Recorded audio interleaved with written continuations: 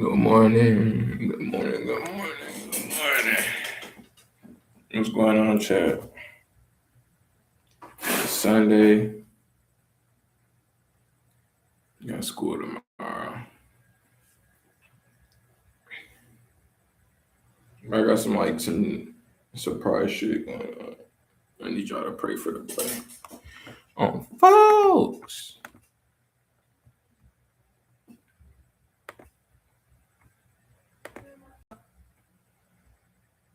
I'm like, baby, ain't no live in it.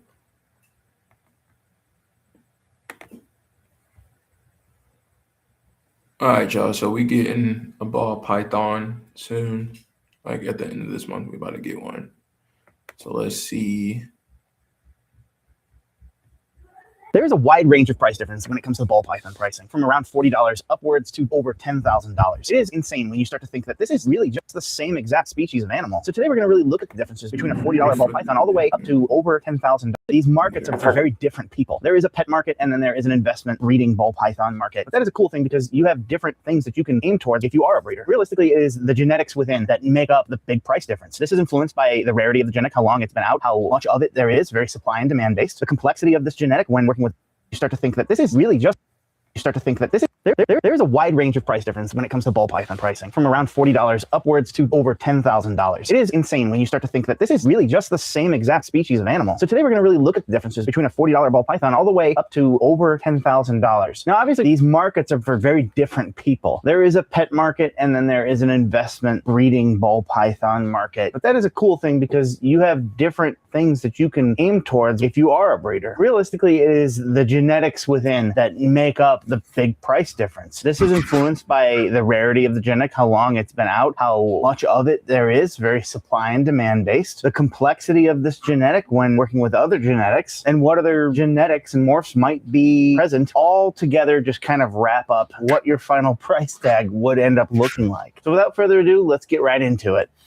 Starting off with, well, a normal, otherwise known as a wild type, is essentially what you get in the wild. They're known for their nice golden brown coloring, mixed with a black dorsal stripe that goes down the snake. Very iconic eye stripe sets on the animal, and then of course they have that like iconic type alien head look to them with the two little eyeballs. Now, there is a lot of variety and variability on normals. Doesn't mean that you always have a brand new gene. In fact, quite often it's just a nice variable normal. Here's an adult one right here. You can kind of see again these little alien heads next to each other. This one actually has a pretty darn nice light color. Easily could have tricked me that this was not a fire. You will find normals anywhere from 40 to 80 bucks or so. If you wanted a normal, if you just want a pet ball python, go to a show. Don't get one offline because you're gonna have to pay shipping and whatnot. One of the more iconic morphs is the pastel. Pastel's been around for a very long time as well, and some people have preferred not to work it because it's in everything, it seems. So some people are kind of distancing stuff from it, which I think is a shame because it works very well with quite a bit of things, but brings a bit of a yellowy tinge to it when it's younger. Kind of browns out a little bit as it ages in some cases, but you do have a very nice look to it. Doesn't affect the pattern too much, but it does a little bit. You're usually going to find these for not much more than a normal. Another really nice one would be an Enchi. Enchi is one that brings in a lot of these orangish type colors and really reduces the pattern so that it looks like almost tiger striping. Some orange type colorings near the bottom, yellows up the snake a bit, and bunches those patterns together quite a bit. Again, another one that you're going to find about the same price as a normal, if not maybe. If we gonna watch this whole thing. If the one that I want comes on the screen, I'm gonna show y'all. But if not, I'm gonna show y'all after the video, bro. These, bro, they have so many different colorways on snakes. Like, there's some really crazy colors out there, bro.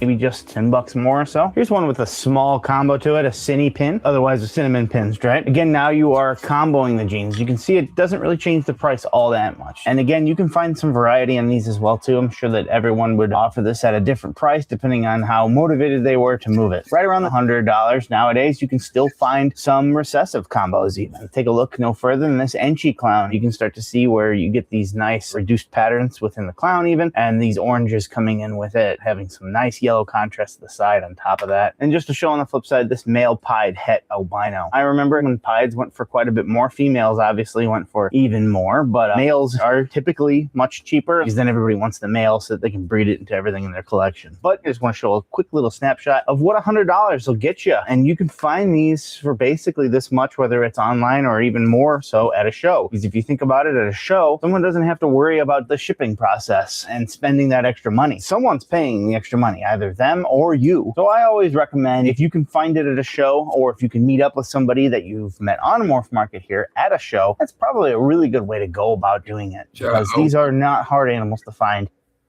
Next, we're going to jump up to roughly between $250 to $500. Coming in at exactly $250 would be a clown het DG. This is a female too. So this is where you start to be able to get into investment morphs. And it's not like high level ones or anything like that. There are different tiers to this. There is the pet level. And then there's kind of that in between where you can find yourself making really cool animals that you were able to put together on a budget. And this is exactly where I'm talking about that. At $250, you can get this clown het DG. It would be fairly easy to pick up a desert ghost het clown female, for example, and work those hets against each other so that you could hit the clown desert ghost combination. And you're going to find desert ghost clowns going for between $800 to $1,000 as well. Now that price that I just mentioned, that $1,000 price, it's going to go down. Why? Because supply and demand. I just showed you how easy it is to make it. And then you're going to say, well, that's the easiest thing in the world. I'm going to buy myself this for $250. I'm going to find the male who's probably going to be less than that, and then I'm going to get $1,000 a pop. Well, for one, you got to hit it. You're always guaranteed to get hets here. Your odds are pretty good of hitting a decent amount of them, but let's just say you hit 2 or 3 of them in a pairing. That's not going to guarantee you $2,000 because you now have to get this girl up to size, which is going to take 3 years. And then you're going to have to compete with all the other people who have been making them those 3 years. Supply and demand is going to make it go down. I personally know this from buying into the albino pied project. When I bought them, they were selling for around $1,500, maybe a little bit more. And when I started selling them,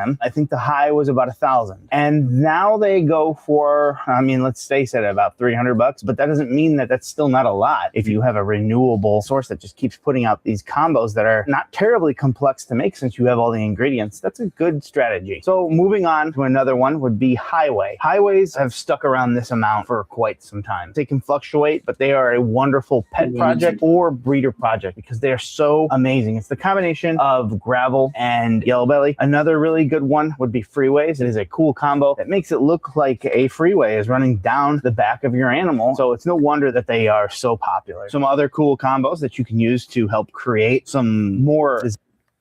Either one of these, bro. Look at this fucking snake, bro. This nigga is albino with gold patches on him.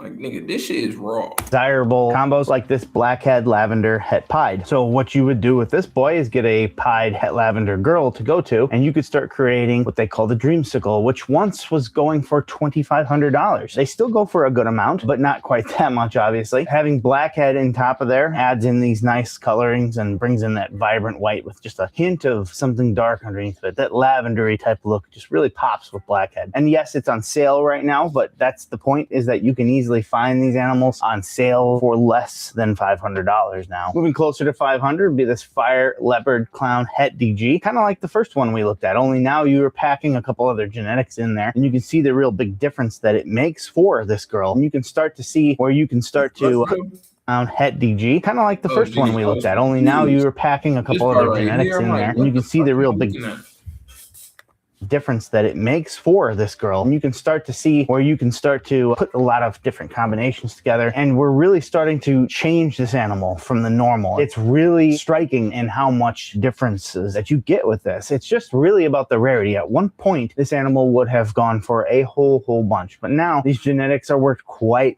well into things. So what you can do with this is you'd want to get desert ghost into this. So the same scenario, only there's more genetics at play here. So therefore price went up $200. Now we're reaching looking at about $500, you can start to get some of these rarer morphs, albeit for males. Paint is a morph that does a lot of crazy stuff with the side, looks like smeared paint. But of course, again, like I mentioned, it will be mostly males as they start to work this project because people do have an okay amount of them. So females are kind of swinging back into more desirable, I would say. Even with some extra morphs and such like that, these are still available for around $500. Really good project to get into if you've thought about a new one, by the way. Even with some nice morphs like Puzzle. Puzzle is one that really just jumbles up the pattern. Still not as widely worked as I'd see most things. As you can see here, again, another male. Females usually won't come down as much, although I'm sure you might be able to find one with one gene for $500. I absolutely love what it does to the pattern and to the head. Kind of smushes all the pattern onto the back. So you can see how that $500 range really starts to get into certain morphs where you can do some nice breeding, but on a little bit more of a budget. You will have to wait till they grow up, so things will change a bit, but I think that with the prices where they're at, I think this would be a good time to do so.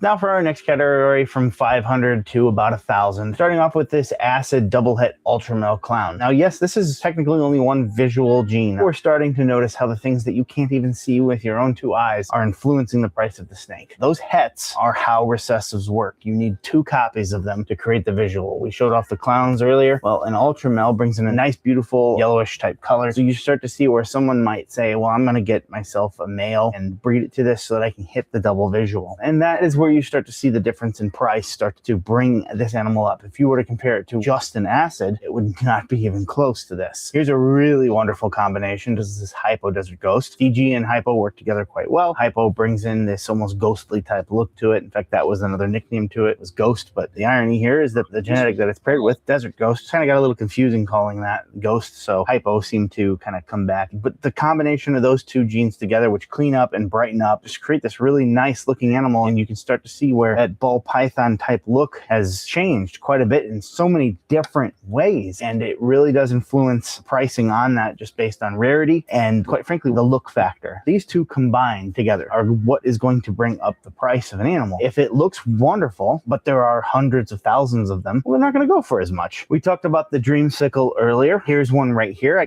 Dreamsicle is the combination of the pied and the lavender albino. Once you get them together, it creates a crazy awesome contrast. I mentioned how we did albino pieds, and we still do to this day. But as they age, quite often these whites that you see, they're going to bleed and become another form of a yellow and an albino. It'll be yellow on yellow, a 2-toned yellow. So while beautiful, it does not contrast as well as this. They usually stay a little bit more stark white, and when they do start to change, they change to more of a lavender. So that lavender color contrasts on this nicer, brighter orangish, yellowish type color a lot better. This one here is on auction right now. It's actually ending very soon, but you can kind of see here that now the sunsets have become within that range. Sunset is still kind of a newer morph that still has so much more potential and direction in which it can go. Brings in a color palette that's not like really anything you see, and usually you can get the males for around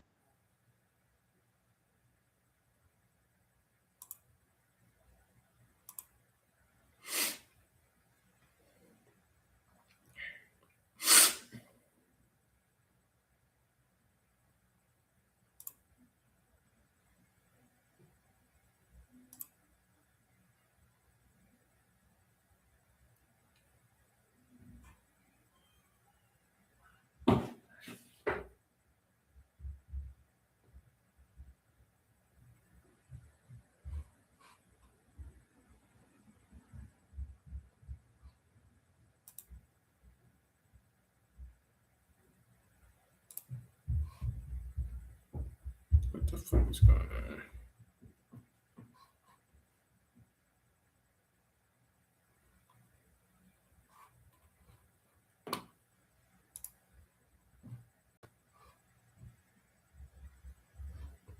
on this nicer, brighter orangish, yellowish type color a lot better. This one here is auction right now. It's actually ending very soon, but you can kind of see here that now the sunsets have become within that range. Sunset is still kind of a newer morph that still has so much more potential and direction in which it can go. Brings in a color palette that's not like really anything you see, and usually you can get the males for around $800, and that's trending to be that way even with this auction, in which case usually they go for a little under what they're valued. So another great one that you can kind of see where the pricing has changed based on the supply of regular sunsets coming coming into the market. 4 years ago, these were still quite a bit more. Here's a really beautiful one right here. This Enchi Yellow Belly Lavender Het Pied. It is more than what we looked at with the Dreamsicle, but is not a visual Dreamsicle. And that is because of the presence of these two other genetics here, which make it almost look like some sort of candy corn animal. It is really crazy on what you can do with these. And then you start to see the differences in what it brings in, bringing the price a little bit more towards that $1,000 mark. Here's one that might throw you for a loop. We looked at an animal not too dissimilar from this when we first started this video. So you might wonder, why on the world would something like this be so much more? And it is literally for the presence of these three genes right here that you cannot even see: Het Monarch, Het Clown, and Het Pied. Monarch is one of our favorite genes here. I absolutely love Monarch. It is still a higher end morph with a whole bunch of direction that it can go. But this is a breeder snake. This is not for pet level. It is what's underneath the surface on a genetic level that really determine the price of this animal. And that is because no one has created a Monarch Pied clown. And when they do, I guarantee you that'll be up into that higher end market that we will look at way later in the video. And finally, another very, very beautiful animal where you can start to see some of the craziness of the pattern coming into fruition here would be this Hurricane Banana Leopard clown. A male too at that, but you can see here all these awesome colors that it brings in. Banana clowns, I remember when they were going for close to $3,000. So now you have even more genetics in there because supply and demand has made these more affordable for everybody, which is great. But this animal has a whole lot going for it. And you see where these genetics have come together and shaped this animal into such a different way. And we'll continue to explore that as we move up the ladder.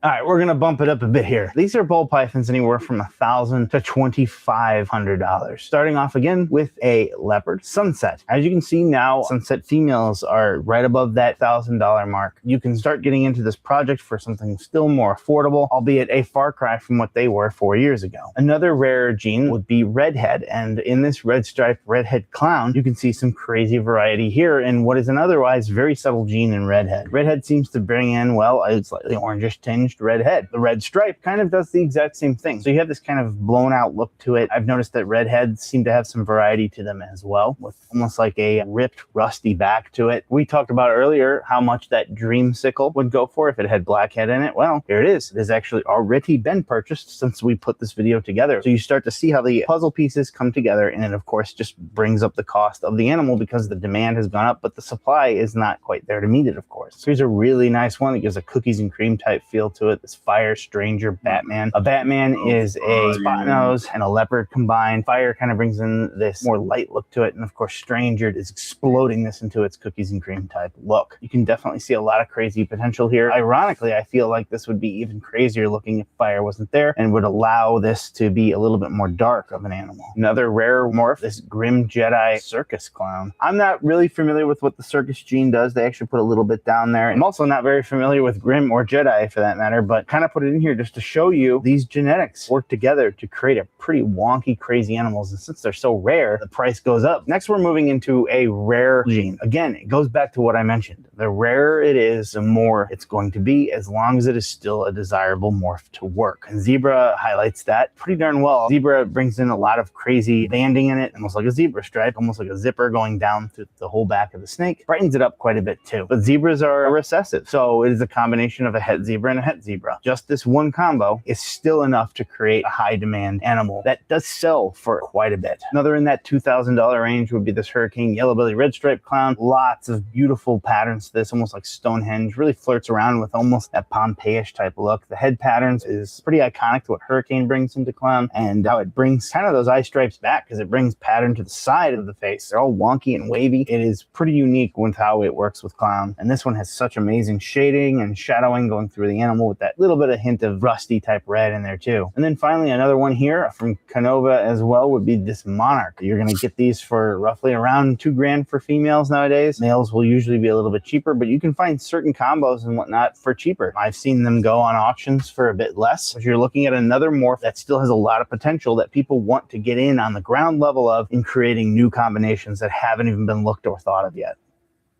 Now we're cranking it up even more and looking at snakes that are anywhere from $2,500 up to $5,000. It just kind of goes up from there. It is very much an investment type game of people that are really creative and just want to try to create different new things. You've started to already see the building blocks of some of these things, but as we move up, you'll see a lot of these things that have come to fruition in this level. We'll hit it off with this Sunset Het clown here. Sunset clowns still go for a lot, and we'll revisit that I think a little bit later here, but you'll start to see where that could come in, where people will want to get a clown het sunset boy and create that double recessive visual combination, which is a lot rare, a lot more beautiful, and a lot more on the monetary value list. Another really awesome animal from Rice Reptiles here. This is absolutely beautiful. These subtle bursts of yellow and orange with some hints of lavender throughout the back of it. This Enchi Gravel Special Yellow Belly Clown. And special is really what's bringing that in there. It's a line of special too, called the Baker Special. And it just really starts to create something incredibly vibrant. I mean, look at the head even. It just stands out almost like some sort of superhero or something like that. And yes, there's more you can do on a lot of these, but there's so much that is just so perfect that it's almost like you're already there. I'm going to jump right into the $5,000 mark. Here's another monarch, but this one has het clown to it. The monarch clowns themselves go for a good amount. So that is what the goal is here, is that you can hit a visual monarch clown a lot easier when you're working one of them visual, especially when the visual version is the monarch part, which is a lot more rare than the clown. Another single recessive mutation here would be the monsoon. And monsoon is probably the peak of expensive recessives. It is nuts, and it is the most crazy morph out there. It's so crazy that I often wonder what the heck you can even do to keep working it with other pattern morphs anyway. Where do you go from here, and why should you change it? Because it's already insane and nutty. I'm not sure if it is named for this, but to me it's always looked like a bunch of little raindrops. A good male here too, and again, this is where the males will start to be more expensive, because you get yourself a male, you breed it into your collection, everything will be a het monsoon for sure, and then you grow those up and you start creating a little army of these awesome things, comboed with any little gene that you wanted to work it with. This is why these are so crazy, because of how nutty they look, and they have come down. I remember when they were 10 grand a pop. A very, very beautiful animal that still has so much potential to work with it, but again, incredibly, incredibly rare. Here's another one coming in at 5,000, this Acid Leopard Sunset, and this one kind of gives vibes of that monsoon, doesn't it? And that's the combination of acid and leopard just going bonkers and making the snake look crazy. They both do very similar things, so you'd think that maybe they might wash each other out or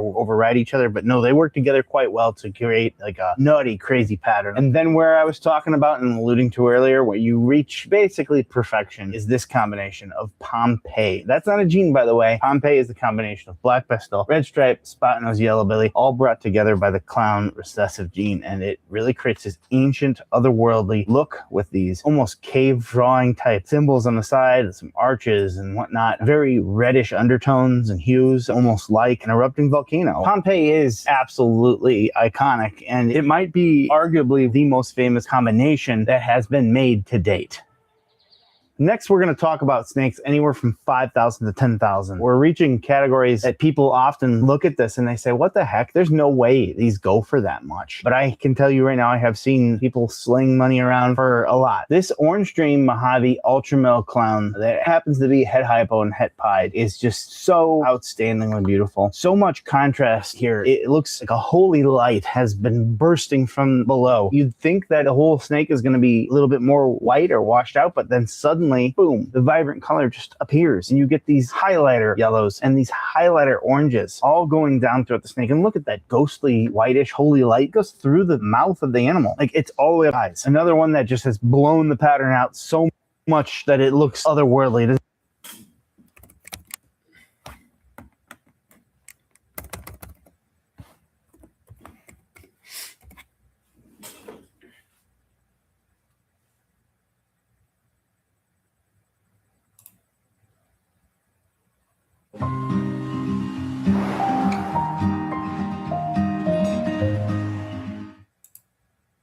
With Vistaprint, you can turn your ideas into custom apparel you can't wait to wear and share.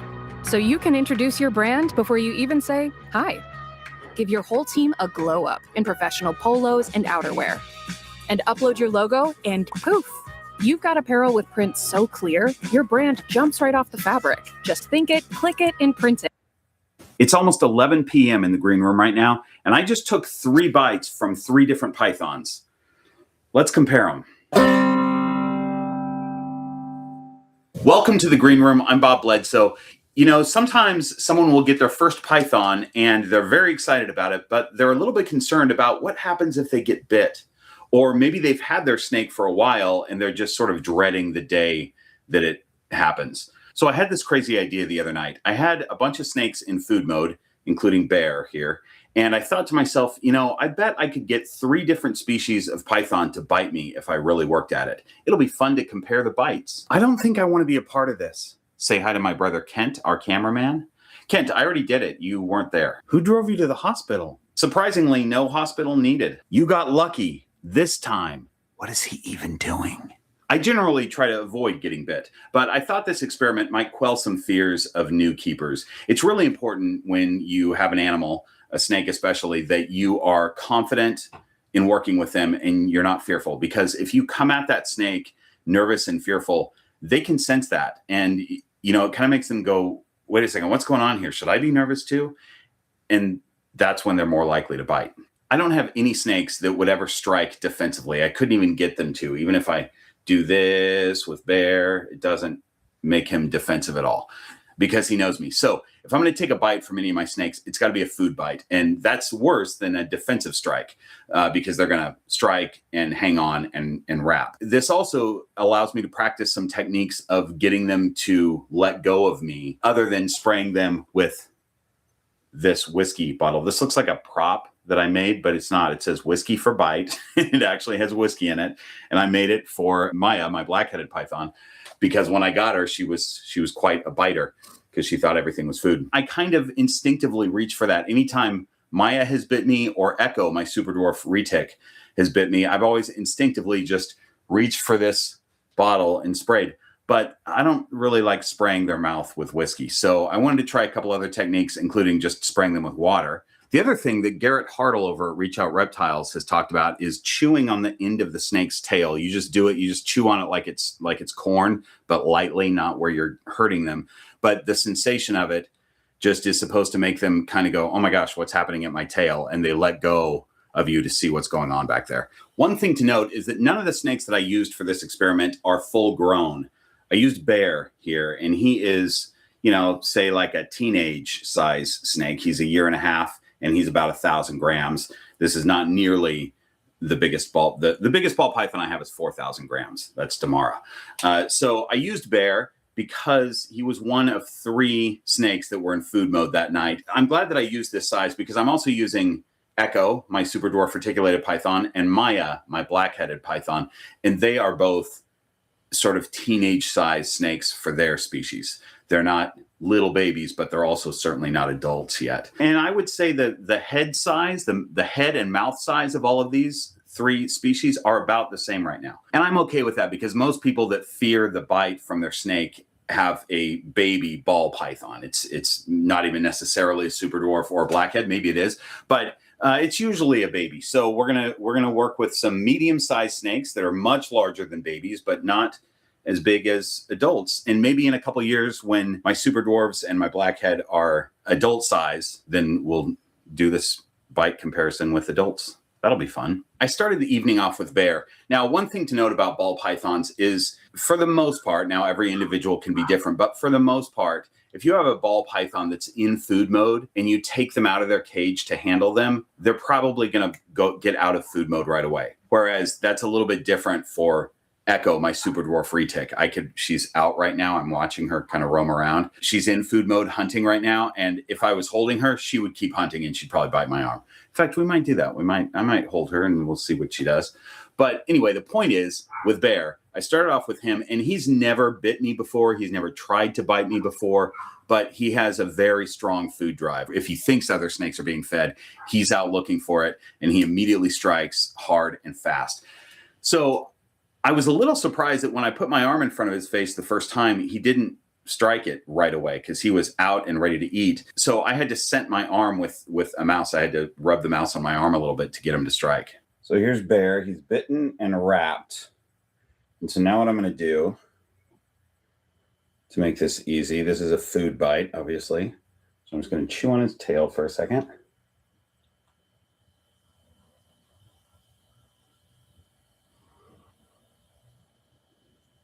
Does not work with ball pythons. I'd rather spray water in his mouth. There we go. There we go. Water was good. Okay. Before Apoquel chewable for allergic itch, giving dogs pills was a battle of wits. Oh, Maria. So there's Bear's bite before I wipe it off. And then let's wipe it off. I feel nothing right here. If I could feel pressure when he bit, there wasn't really pain because the teeth are really so small. Let's take an F10 wipe and just do a little dab there. A little dabby dab. So there is Bear's teeth mark. So these right here in the middle are the teeth on the roof of the mouth. We got the bottom teeth right there. We got the top teeth right here, and then the teeth on the roof of the mouth. There's no soreness at all with this. Like, I don't even feel it. I just pushed on it and I felt it a little bit, but now I don't. There's nothing. Maybe I'll feel it later, but there's nothing right now. So let's try the next snake. Bro, next was Maya. If a fucking, bro.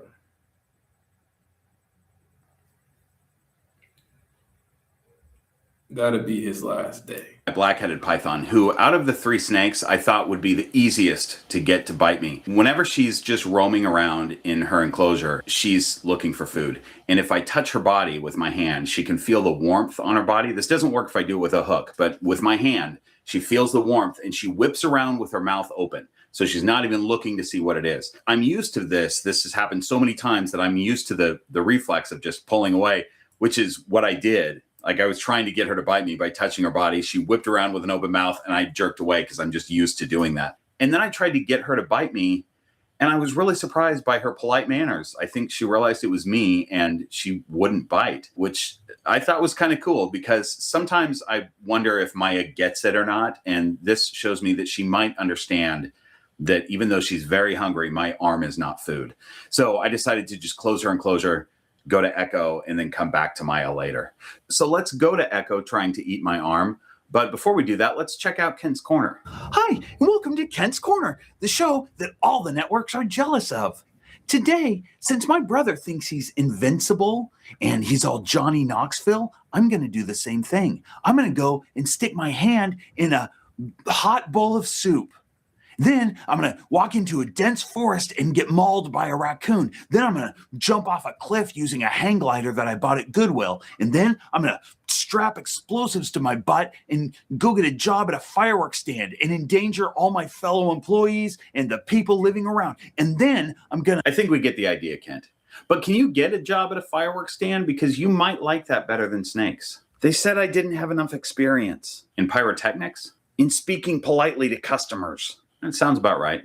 Let me tell you what my expectations were before I did this whole thing, as we acknowledge the fine channel supporters over on Patreon. They're called the Horde of Keepers. I wasn't confident that I could get a ball python to bite me just because none of them ever confuse me with food. Look at this.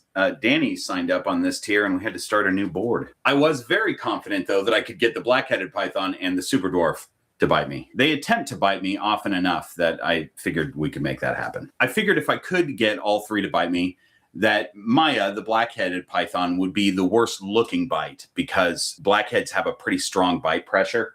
I don't know that that's ever been scientifically looked at, but everybody says that they've got a really strong bite pressure, and they do. I've felt it. It is strong. Some people say in the wild that they don't even wrap their prey. They just bite really hard. I figured that Echo's bite would be the longest lasting because it seems like super dwarves have longer teeth, but I actually am not sure if that's true when the snakes are all the same size, at least, because when I look at a super dwarf yawn or a reticulated python yawn, they open their mouth and it looks like they have longer front teeth and, but almost like fangs, kind of like a Amazon tree boa has. It seems like that, but I think that's the structure of their gums makes those teeth look longer because when you look at the skull of and our channels. So half of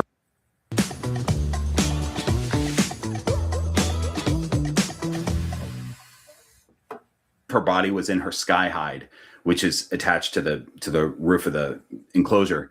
And she bit me and tried to pull me into her sky hide. So she's using that hide as leverage to pull on my arm. And that makes the bite a little bit worse when you've got some teeth sunk in and she's pulling, right?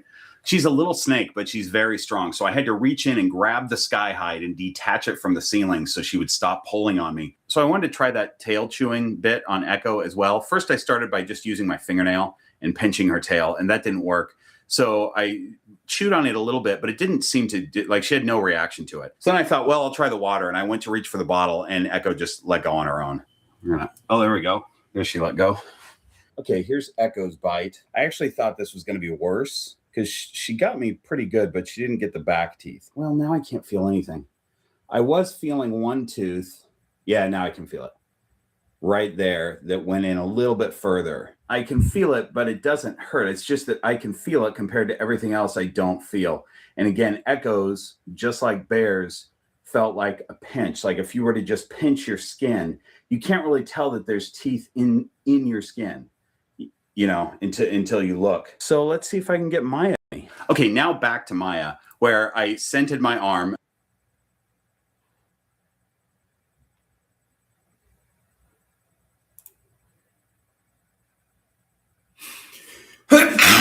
Oh, fuck.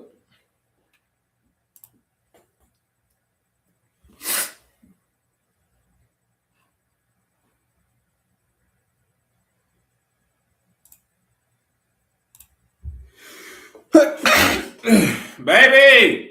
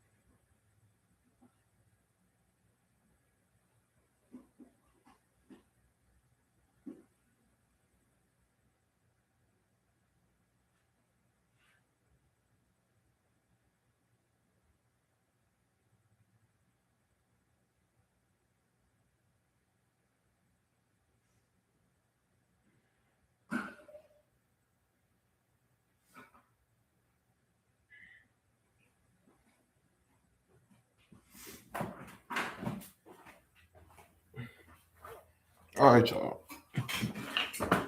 I'm trying to see if we can find something on adult bites, bro. We're gonna watch this though. Keep it quick this time. Versed limitless pants detected. Welcome to the Versed Lounge. Nice rep. Nice pants. Hey, nice pants. Everybody likes the pants. Everybody?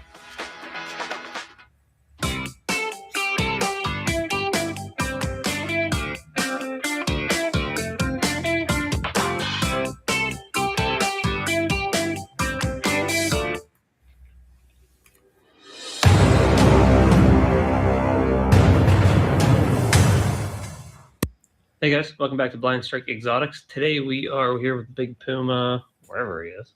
And I want to talk to you guys about what do you do if you're afraid of your snake? And specifically, this will be ball pythons because that is what the majority of my collection is.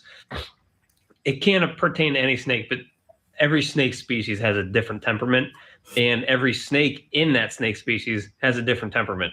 I have a bunch of ball pythons that literally would never, ever, ever get defensive or strike at me, and I have some that huff and puff and fake me out every single time I go into their tub. But I sort of briefly kind of visited this topic before, talking about like how to handle your ball pythons. This is more like, what do you do if you're afraid of them? Like, what do you do if just the thought of reaching your hand in there to get a piece of snake jewelry to get your snake out just scares you? And it's a good question. And you might be interested in snakes. You may have purchased your first snake and you were hoping that it was just going to be relaxed and chilled and not kind of frighten you. But let me tell you something. The first snake I ever had scared the crap out of me. I was afraid to pick it up. Of course, nobody wants to get bit or choked out. And this dude is not going to apparently chill out here. You have to be careful with these snakes as they get bigger, because even this guy, he's maybe about 1,000 grams. He's putting a pretty good chokehold on me. So let me get him off of here. Let's see. I don't even know where he is. I mean, this is pretty strong, even just for a 1,000-gram male. I mean, he has a pretty good hold on me. And he's not going to sit still. So actually, let me put him back. And maybe I can get another snake who is going to relax a little more. Not trying to hurt me, just on the move. He's very, very active. He's a very aggressive feeder. He's actually on his day off today. The 4 females I was pairing him up to, 3 of them are gravid right now. So he's going to have a lot of time off and a lot of time to grow up. All right, so I put Big Puma back because he was just going nuts, and I want to focus on what to do with snakes that scare you, and if you're afraid of them and how to handle them. So my very first snake, very first ball python, wasn't my first snake, but let's just talk about him, which was 2.5 years ago. It was a little hatchling, pastel, and they can be defensive when they're younger, and they can huff and puff. More likely, they're not going to try to bite you. They might try to fake strike. Kind of like this, just kind of come at you, but not actually try to bite you. Even if they do bite you, it's not going to hurt. They're very small snakes. You're a very big person. But like my little lemon blast leopard pied male here, let's see if he kind of does this. Let's see. He's a huffer and a puffer. Let's see. He's a beautiful little guy. Sometimes he huffs and puffs. He has struck before and never bitten me. But he's doing that because he's scared. Now, typically you want to try to come in from behind them and underneath them so you don't look like a predator. But let me see if I can just come in there calmly from the front or to the side and see if it will prevent him from putting a strike. Now, I'm hovering over him right now. He's probably getting a little more uncomfortable because I've been sitting here and kind of showing myself. If I would have just taken his hide off and scooped him up, probably wouldn't have had an issue at all. He might be getting a little more defensive right now because I'm sitting here and he's has a little too much time to think about it. He's curled up, that S shape in his neck. He was sleeping like that, and I just woke him up. So it's not necessarily a strike position, but anytime you see the S shape there, you might want to be just a little cautious. So let's just try to go in with my hand, see what he does. If he's showing a little bit of aggression or tries to strike, I will show you a little backup maneuver on how to get your snake out to prevent any you getting scared or the snake getting scared. So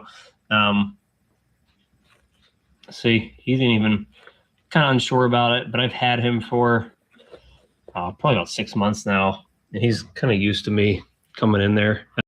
He didn't even huff or puff that time. So he's probably getting used to me going in there. Now, these hatchlings that I had from back in the fall, I have, I think, 4 of them that I purchased to grow up. 2 of them are pretty chilled out. 2 of them were a little more kind of scared of what was going on. And like I said, he's chilled out, and he's even sitting there, me, hovering over top of him and giving him a chance to think about it. He was still relaxed. Those long tongue flicks are exactly what you want to see. That means that he's curious. He is kind of poking about, just kind of seeing what's going on in the world. And he is getting more comfortable with me, because probably 2-3 months ago, I still had him for probably 3 months at that point. He was still scared of everything in the world, which is fine, because he was, still a brand new snake in a brand new house.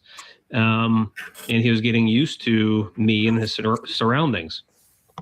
Now that he's used to the routine, now that he's used to me coming in there, now that he's used to his new home, he is a lot more relaxed than he ever was before. So that is obviously the way you want your snakes to be. So, that's kind of the place that you want to get your snakes to. If you're handling them regularly, if you're having positive interactions with them regularly, that's the way your snakes are going to act. But look now, see how he got kind of scared when I put him back in there? I was moving around a little bit. He's even huffing and puffing. So he's still showing a little bit of that baby hatchling defensiveness. He's trying to curl up into a little ball, hide his head a little bit. So he still has that a little bit. So look, as soon as I try to put his hide back in there, he's curling up a little afraid. But that's okay. They're going to act like that. So if you're afraid of your snake, this girl, I think she's going in the shed, or in shed. Yeah, she looks like she's going in shed. The other thing you can try to do is, I'll pull this tub out. So how good does it feel to save on your commercial auto insurance with Geico? As good as having a great hammer. Can't touch this. Break it down. You just put it up. It feels good to get your savings on. It feels good to Geico. You asked for protein, and we went big. So long, sugar. Hello, natural cheese.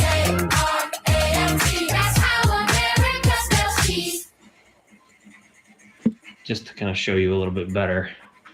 She's the other one who's a little defensive.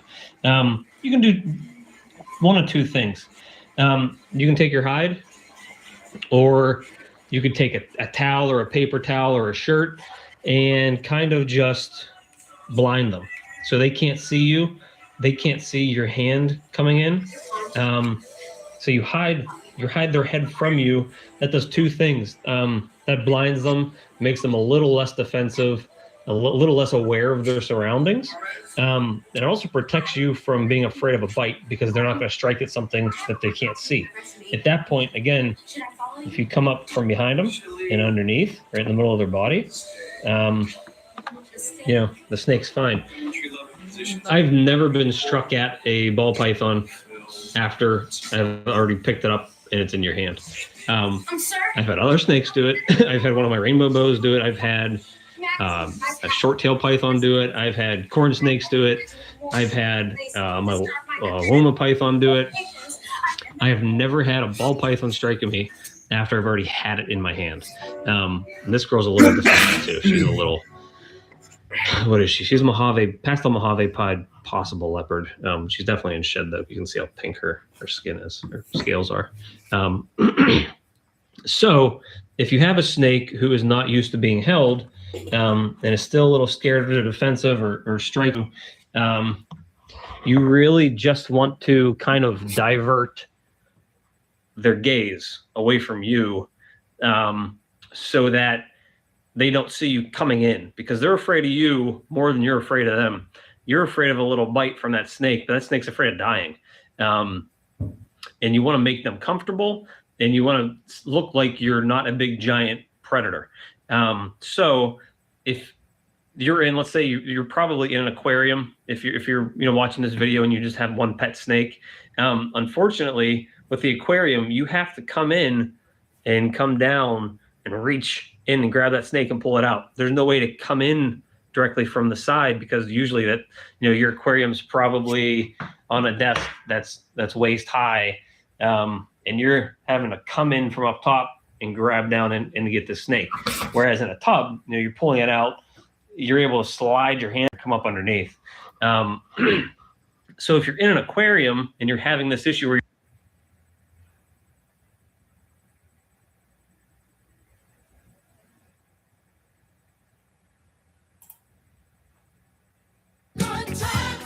Protect your legacy and your dreams under the American Family Insurance roof.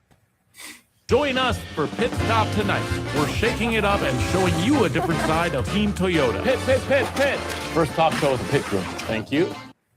What's up, everybody? Jason from Jason's Exotic Reptiles. I'm back again. I apologize. It's been a while since I've done a video. So I'm going to try to get a couple done today so I can just keep uploading them throughout the week.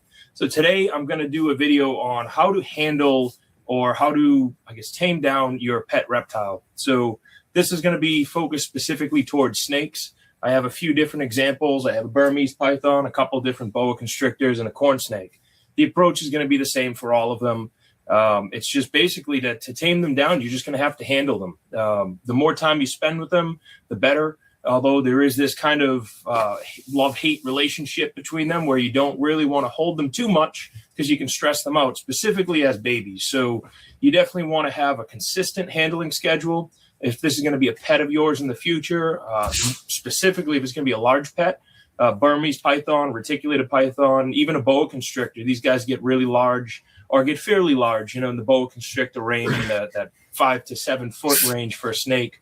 Some people may consider that small. Some say that's massive. So we're going to go through a couple different snakes, show you how to handle them, the approach to picking them up, letting them down, and just having that be a positive relationship, a positive interaction with the snake. That's going to be key to socializing your reptiles. Is every interaction needs to be positive. Even if it's a stressful interaction for the snake, if you feel like you're getting yourself a little overwhelmed and the snake's starting to become flighty, just put the snake back. That's fine. You're better off leaving it like that than having the snake start biting and then freaking everything out. So that's it's really all you need to do is to hold them. And that's kind of the approach for most reptiles, with the exception of some lizards and monitor lizards, tegus, more kind of higher thinking animals. You almost have to earn their trust. So it's a little bit more labor intensive. It's more of a process for something like a water monitor or anything of that nature. Snakes, for the most part, the more frequent you handle them, the better, again, with a limit on that, because you don't want to stress them out. So it's all about creating that interaction between you and the animal, that it knows, okay, this big thing is coming to pick me up, and I'm going to get to stretch out. I'm going to get to climb on chairs. You maybe have a fake plant, or maybe have a plant that you put the snake on, let it kind of curl up and get some exercise. It's all about being positive with the snake, so that when the snake sees you and it associates you with something positive. If you go in there and you grab it behind the head and it's stressed out, it's all freaked out, every time that snake sees you, it's going to say, like, I don't want to have anything to do with this. It's going to try to get away. It's going to try to bite, become very defensive, because these animals, they're not, they have no reason to like you. They also have no reason to really hate you. They just don't know anything about you. So specifically as babies, if you're a new snake owner, I always recommend getting a baby snake. If you have a baby snake, it's kind of a clean slate. I like to use that term for reptiles, is these things are clean slates when they're born. They're naturally kind of afraid of anything bigger than them. In the wild, anything larger than them can usually eat them. So they're seeing you as a predator. You need to make it so that they realize that, hey, this person isn't so bad. It picks me up, it lets me stretch out, I can hang out, and I can have a good time. So I'm going to go through a couple snakes. I'm going to turn the camera around, put it down on the snake view so you can see what I'm doing with my hands. You can see how the snake is interacting, rather than me taking a box like this and pulling it out. I am going to say, because people keep commenting, no, they do not live in these boxes. These boxes I have here are specifically so I can take them out and show you guys, and I can have easy access to them, not running around here like crazy. So I'm going to pause the video, flip it around, bring it on top so you guys can see what's going on. All right, everybody. So we're back. I have my snakes here. I get some over next to me. I get this guy right here. I'm going to show you one by one. So this is a Pacalpa Peruvian boa constrictor. This is a pure red tail, a BCC. So you can see the snake's hissing. So it's not a happy snake. This is a really good example. I picked this snake because I knew it's not a really happy snake. So I can show you how I'm going to approach this for a snake that you can clearly see doesn't want to be handled. And I wish I could show you this as a time lapse. As you'll see in some other videos I have, I have some baby snakes that were defensive, and now I'm holding them as adults, and they're not. So what I'm going to do is I'm just going to give it a gentle tap on the head, and that just kind of turns its little response off. I'm going to come around under the back and just gently pick it up. And it's very important when you do this to just stay calm. The snake's fine. The snake is nervous, a lot more nervous than you will ever be. So if it gives you a little defensive bite, that's fine. And you just kind of hold the snake. You hold it, let it crawl around throughout your hands. It's going to smell you. It's going to figure out where you are, what's going on, how things are interacting. And you can see immediately it's a lot calmer. Now, don't lose it at this point. So you can easily get excited and say, oh, look, the snake's not hissing anymore. It's not biting, but it's still very nervous. It's just sensing you. It's smelling around, figuring out what the heck's going on. It's now above the ground. You're supporting it by your hands. And that's very important to just provide a lot of support for the snake. The best advice that I ever heard was just pretend you're like a branch. So if you have this snake that's coming out like this, I would kind of wiggle this hand like this, and then put your other hand in from underneath it. That way it's already moving and it doesn't catch it off guard as if you just kind of grabbed it. You never want to go over the top of the animal and grab it or squeeze it, because that's just going to make them really nervous. So you can see the whole demeanor of this snake is just really calmed down, and it's just a beautiful snake. So not hissing. This snake I could probably keep out for maybe another 5 to 10 minutes if I wanted to, just hand over hand, letting the snake move where it wants to. I'm not restricting it. I am putting a little bit of pressure between my fingers just to slow it down. The snake actually does have a male in it as well, so you can see there's kind of a bump right here. So that's the male in the snake. I don't want to stress it out too much, but if you did this consistently a couple times a week, maybe every other day. Watch baseball all season long. Catch the action live with game day features like Stats View and more from the best seat in the house. YouTube TV, try it free. Terms apply. Cancel anytime. When they're babies, for about 15 minutes, 10, 15 minutes. You could even do that a couple times a day. This snake's going to turn out to be an awesome animal. Probably within a couple weeks, it's going to realize that the hissing will stop. You can go right in and pick it up. And now you have a really cool snake. So that was a boa constrictor. Next, I'm going to go to a Burmese python, just because these guys tend to be pretty hissy. Let me just get this guy out of the way. So Burmese pythons tend to be more vocal than they do defensive. So we're going to pop this lid off. Again, the snake's demeanor right here is very curious. It's not coiled up. Its tongue's flicking. It's just a really calm snake. But if I go in and touch it, I'm going to do this on purpose, and you're going to see it's going to hiss. All right, I lied. It didn't hiss. But so this snake's pretty calm.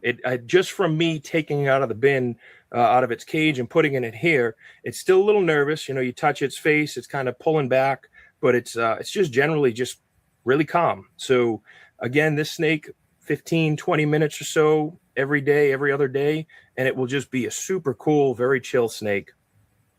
Placing it back just nice and gentle, put it back in its closure.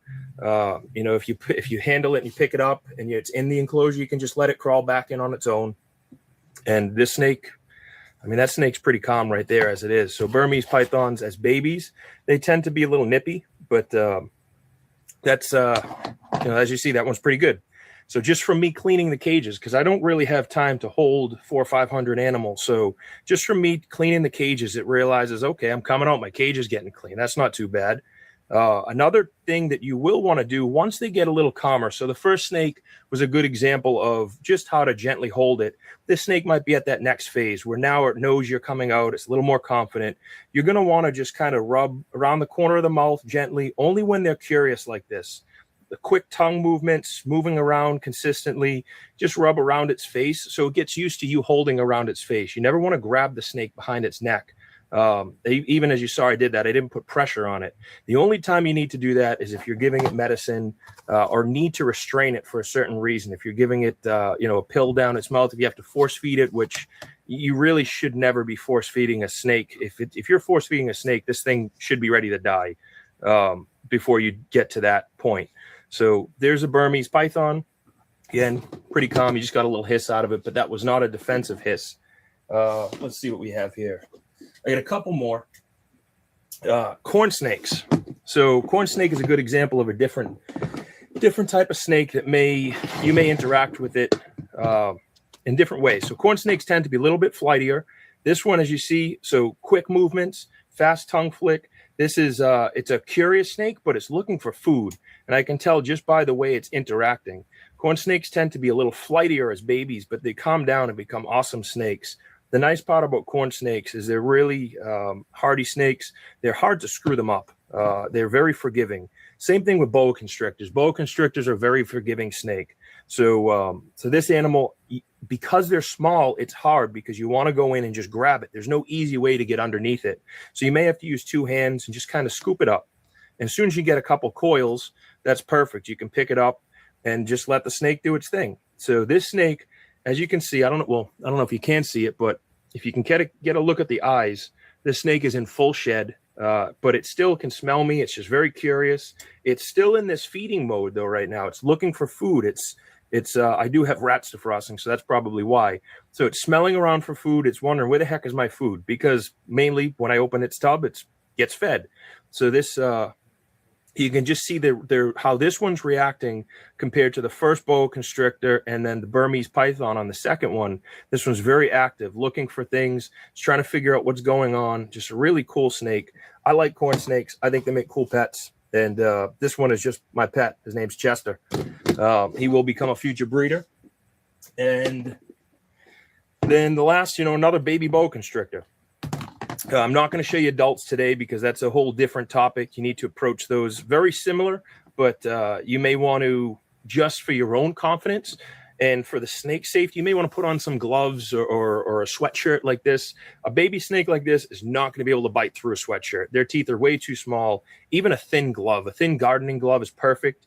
I would suggest if you're afraid of getting bit, your nerves are going to make the snake nervous. It's really interesting that when I have my friends over and they hold the snake, I might pull the snake out, then they may hold that snake and all of a sudden the snake starts freaking out. It's all about the little movements you're making, the energy you're giving off in your hands, not so much in that Tai Chi energy, but in the sense of how hard you're holding, how quickly you're moving, if you're flinching, if you're shaking at all. The snake can feel that. So again, we're going to go in from the back and just pick the snake up. Support the body, and the snake will just be really calm and cool. So I touched its head. I made it a little nervous, but it right there. So now it's like, okay, what's going on? Just let it do its thing, find its own way down. And this snake is probably this actually picked some pretty good examples. I'm proud of myself. So you see this snake's moving around a little bit. This snake's in between where that first boa constrictor was and then the Burmese python, where I don't think it's going to bite me, but this one may try to wiggle really fast and get away from me. So that's something to consider too, is once they start wiggling, you don't want to grab them, but you will want to go hand over hand very quickly so that they don't freak out. So, here's this girl here. Beautiful snake, really calm. This will make an awesome pet. And even just holding it, taking it out to clean the cage, change some water, that's going to calm the snake down. As you see, it's not super comfortable. It's not going to bite me, but it doesn't like when I touch anywhere in the front of its head. So that's it's just all about reading the snake and understanding the body language. So I try to show a lot of examples in my videos, specifically feeding, body tone, these things like that. In this instance, I'm trying to show you guys a lot of examples of the reaction of the snake. So maybe you can understand, that first snake, very scared, nervous, has no idea what's going on. This one's a little bit older. It's been moved around more. It knows what's going to happen to it, but it doesn't really have a reason to want it to happen. The corn snake was just looking for food. Even this guy here. So it's just curious. This is a curious snake. looking around, wondering what the heck's going on, has no benefit of coming to me, but also isn't really afraid of me because I've never heard it. So that's something to consider over time. It's not going to, these snakes will just naturally calm down just as you interact with them. So I'll end the video here. It's getting kind of long. Hopefully you guys enjoyed this. Hopefully it helps a few of you guys out there. Please share, comment, subscribe. All the subscriptions are awesome. I can't believe the kind of overwhelming number of subscribers I've got over the past couple months. It's really cool to see that. I'm glad you guys are appreciating the videos I'm making. If you have a specific topic, let me know. Shoot me a comment. Easiest way to get a hold of me is probably through Facebook, Facebook Messenger, Instagram, emails. I do check my emails, but a lot of your emails get caught in my spam folder for some reason. So I'm working on that. Or YouTube comments. I usually see the YouTube comments. Sometimes it gets a little overwhelming. I might get 14 to 15 comments in a day, or once I post a video, it might get flooded with some comments, and it takes me a little bit, but I always try to get to them. So I appreciate you guys watching, following, subscribing, and I'll keep them coming. Thanks, everybody.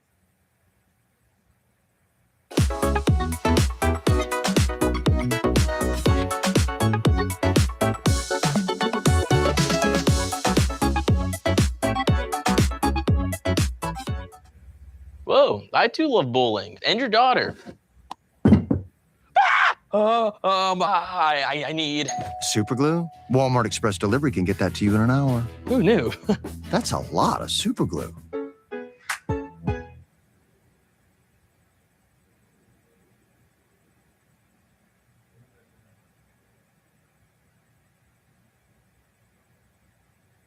When a Patreon supporter buys a snake from me, they can expect it to be not only well started on food, but well started on socialization. It just takes a little bit of time and effort on my part, but it always works because I'm good at it. Or does it always work? And am I good at it? Because I've got this one dang snake. Welcome to the Green Room. I'm Bob Bledsoe. Look, she's a beautiful ball python, but she's full of hate and violence. You know, Kent, this might be a rare instance where I agree with you. Yes! Not really, though. Dang it. She's just fearful, and she's taking a long time to get used to things. She also does something that I wouldn't call normal behavior, and that is that she defensively strikes anytime she senses a heat signature. Anyway, I'm shipping her off to Matt next week, which means I only have between now and then to get her socialized. Kent, why is your shirt off? I'm trying to cool down so I don't have a heat signature. You know what? This is going to be a multi-day self-shot video, so you can go home. Ah, sweet. I'm out of here. I still recommend a shirt, okay? You're not Matthew McConaughey. Well, guess what? You're not either. And I'm wearing a shirt. 2 shirts. Oh, yeah. She's actually really well established and ready to go this week, but her new keeper, Matt, is out of town, so that's why I get an extra week to work with her. I walked her into the sun the other day from the shade, and she instinctively struck at the sunlight. And that's why I say that she defensively strikes anytime she gets a heat signature, because she got that and she just struck at the air. There was nothing in front of her. So let's take her out. She's in the hide here. She got ready to strike, but I'm reaching in from behind. So she didn't strike me, but she was ready to. I'm going about this a little bit differently. Normally, if you've seen my videos before, I would be opening the enclosure when I see her out, and I'd be, putting my hand there so she could tongue flick on it and keeping the handling to a minimum, or at least, it would be part of the socialization process, but not every time. In her case, I want to give her the experience of, first of all, being handled so that she knows that she can be handled by a human and not get hurt. But I also want to give her a bunch of different experiences, because this world has a lot of heat signatures and she doesn't need to give herself whiplash trying to strike at everything. Look at that. There's my hand. She's not striking. Oh, she did strike. Dang it. Scared me. I didn't think she was going to. Hi, folks. Future Bob here. Sometimes people ask me, hey, Bob, why don't you keep venomous? And they're right. Maybe I should. But first, let's take a look at my reaction time. We'll go frame by frame here and make sure that my reflexes are up to par with keeping venomous snakes. Okay, here's the ball python biting me, teeth in my skin right there, and the snake has released the bite already, and just now I'm starting to react. So, I got to think, if that was a rattlesnake, there would be a healthy dose of hemotoxic venom coursing through my system before my slow brain went, whoops-a-daisy. So I think I'll pass on venomous. but thanks for your suggestions. So at this point, it used to be that she did it every time, no matter what. Now she's getting a little bit more used to it. So let's see what she does with a coffee cup. Okay, I'm just drinking my coffee. Just drinking my coffee. Like this. Oh, good job. She only struck once. Yeah, so I don't want to get her all totally riled up, but it would be great if I could put things with heat signatures in front of her, and she doesn't do that. All right, let's see if I can get her relaxed while we're standing here. Okay, I cut the camera because I didn't know how long this was going to take, but it didn't take very long, like 3 minutes maybe.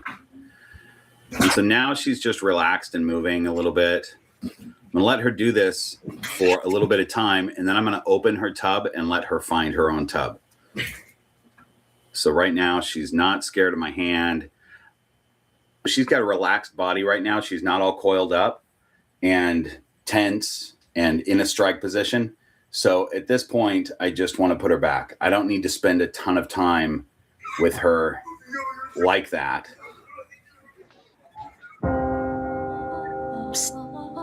What's for dinner? What's for dinner? What's for dinner?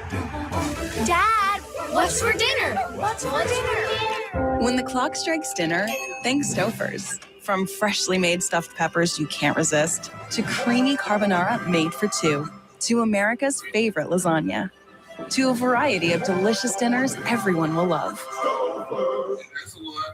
Because I don't want to get her back to being nervous, because she could easily go back to that.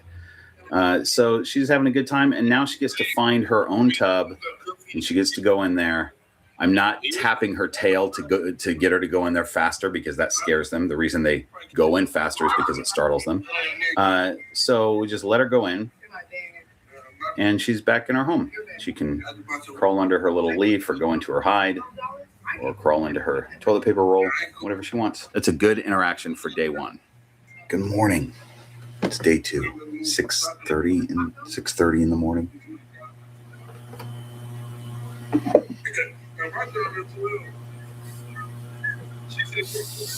Oh, I thought I wasn't going to get a hiss, but I did.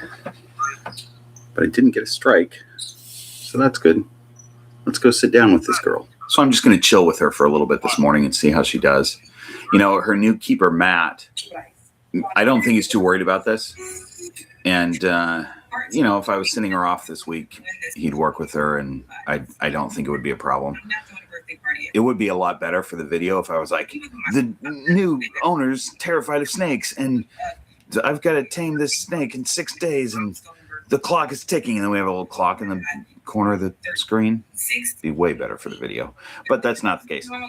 Some new keepers are nervous. I'm putting my hand in front of her right now just to see what she does. Some new keepers are nervous of snakes, and so it's helpful to get a snake that's already socialized. But, anytime you get a baby snake, you kind of never know. I have a very small breeding operation. I say that even in air quotes. That's how small it is. And so I have time to do this kind of thing and work with these snakes. If I had a bigger situation, I would not be able to do this. So I'm not suggesting by any means that other breeders should be individually sitting with snakes, for 15, 20 minutes a day trying to socialize them. That would be ridiculous. I just, I breed a small handful of snakes each year, and the ones that I sell to people, because I have the time and can do it, I like to have them socialized. It's pretty cool to have her crawling on me. This is not something that she normally would do. When I first started working with her, this would be, she would have been 2 weeks old, 2.5 weeks old when I first got back from my Amazon trip. I started working with her, and she would sit for 10 minutes in my hand in a strike position. So this is much better. So she is still nervous right now, but she's, at least her body's not tense. But her tongue flicks aren't long, and what I'm looking for in those tongue flicks is kind of longer exploratory flicks. She is doing it, but they're still pretty quick. The point is that I want to get my coffee and see how she. Oh, there we go. Of course. Okay, you don't have to do that every time. So I was just keeping that far enough away so she doesn't actually hit the cup, because I don't want her to do that. Would probably not feel good on her nose. I kind of want to test that with some of the other baby snakes to see if they'll strike at a coffee cup, because that's a, hot heat signature. It's a fresh cup, so it's pretty hot. Now let's see if she does my hand. Hey, has anyone seen cash? Oh, she's tongue flicked on it. Hello, Mr. George. How much you pay for this? Okay, so that's great. I still think she might go for it, but this is actually great. She hesitates and tongue flicks to see what it is, and that's maybe something that's becoming familiar to her, so she doesn't feel like she has to strike at it. Okay, she's doing pretty well today. We've been sitting here for about 10 minutes or so. I'm gonna put her back in a minute. I have 2 of my clown het pieds. I've got a male and a female that are up and moving around right now. I think I'm gonna get them and see how they react to a coffee cup. Did I get bit today? No, I didn't get bit this whole time. So that's really good progress. All right, let's get these clowns and see what happens. Okay, real quick, here's the male clown. So a little nervous about that. Not a strike though. Let's see what the girl does. Hey, young lady. You don't do shit. Okay, so I'm busy. That looks like she's gonna strike. Okay, so I can see her breathing. You probably can't from where the camera's at, but she got into a strike position and her breathing got heavier. So that's a good sign that they think food's around or that they're nervous, something like that. She definitely got keyed up on that coffee. This is extreme heat, obviously, and it does make them curious. Like she doesn't know if it's food, she doesn't know if it's threatening, but it doesn't trigger them to strike right away. And that's what I thought was going to happen. I've never done this test. I mean, I'm sure I've held snakes while I drank coffee before, but I've never really thought about it. As far as I can remember, this is the only snake that has struck at a coffee cup. They definitely notice it, the heat. Oh, there's a strike. There we go. Interesting. So I don't think it's good to necessarily, tease the snake with a really hot thing. I wanted to do it for this experiment to see how they would react to it. But, for this other girl, my thought is that it's kind of an extreme example of a heat signature. And if she's got that and she can sort of compare that to other heat signatures that she might come across, she doesn't have to strike at everything. Maybe an extreme one will make her really nervous, but the other ones don't have to be as bad as that. I don't know. I'm just trying stuff, Sometimes we logically think through things and we try to figure out what might work, and that's the best we can do, but really, you just never know, So hopefully the things that I'm doing with this snake over the next few days will work. But I don't know. I'm going to put these 2 beautiful clowns back, and then let's go to tomorrow. Good afternoon, everybody. We're in tomorrow afternoon now. I'm going to just pull her out and go outside with her.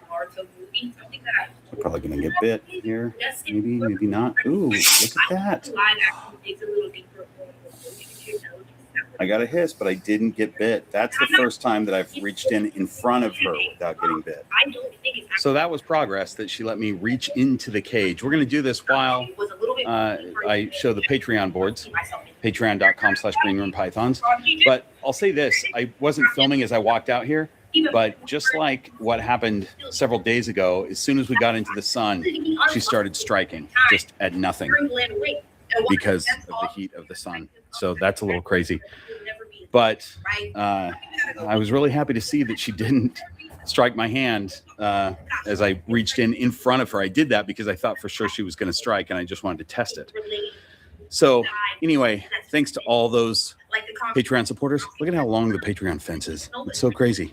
And Black Box Cages, Lane Labs, and Gray Family Snakes are channel sponsors. I really appreciate them. Morning. I had an idea today that I would set up a bit of a gauntlet on the countertop of things of different temperatures.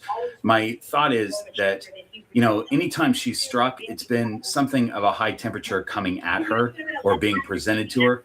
And I'm wondering if I just let her go on the counter and let her discover some things, if she'll have a negative reaction to it or not. And it might just be good, especially if she doesn't have a negative reaction. It might be good to just discover things of different temperatures. So let's get her out. I moved Tubbs around yesterday. This is her. Once a year, their relationship being the few times in which Kakashi can fuck around and be silly goofy. Hold my hand when I say it. There's a hiss. A 26-year-old. No strike though. She totally could have. Minato was 24. So that's good. Just getting some hisses. So let me turn the camera around and get that set up and get her relaxed and moving a little bit, and then we'll see what happens here. Here's what I've got is this battery thing that's at 96 degrees.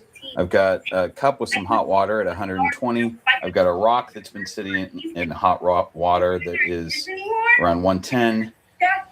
And then everything else is just normal. So what I want to do is just put her right here. It's been mentioned on, I think, Instagram before. People have thought, number one, that bronze cobra statue is real, which it's not, but that's not the point of what I'm saying here. The point is that a snake does not see that and recognize it as another snake. We do because we recognize things visually, but they recognize things by scent and stuff like that. So to her, those metal things are just inanimate objects. This is a great exercise anyway for her to just learn about things in the world, just come across things and understand that they're not dangerous, whether they have a heat snake content when we get the damn snake, but we off that shit right now. Now, let's see what the fuck. Welcome to Refresherland. Kick back with black cherry, bold and tart. Shit.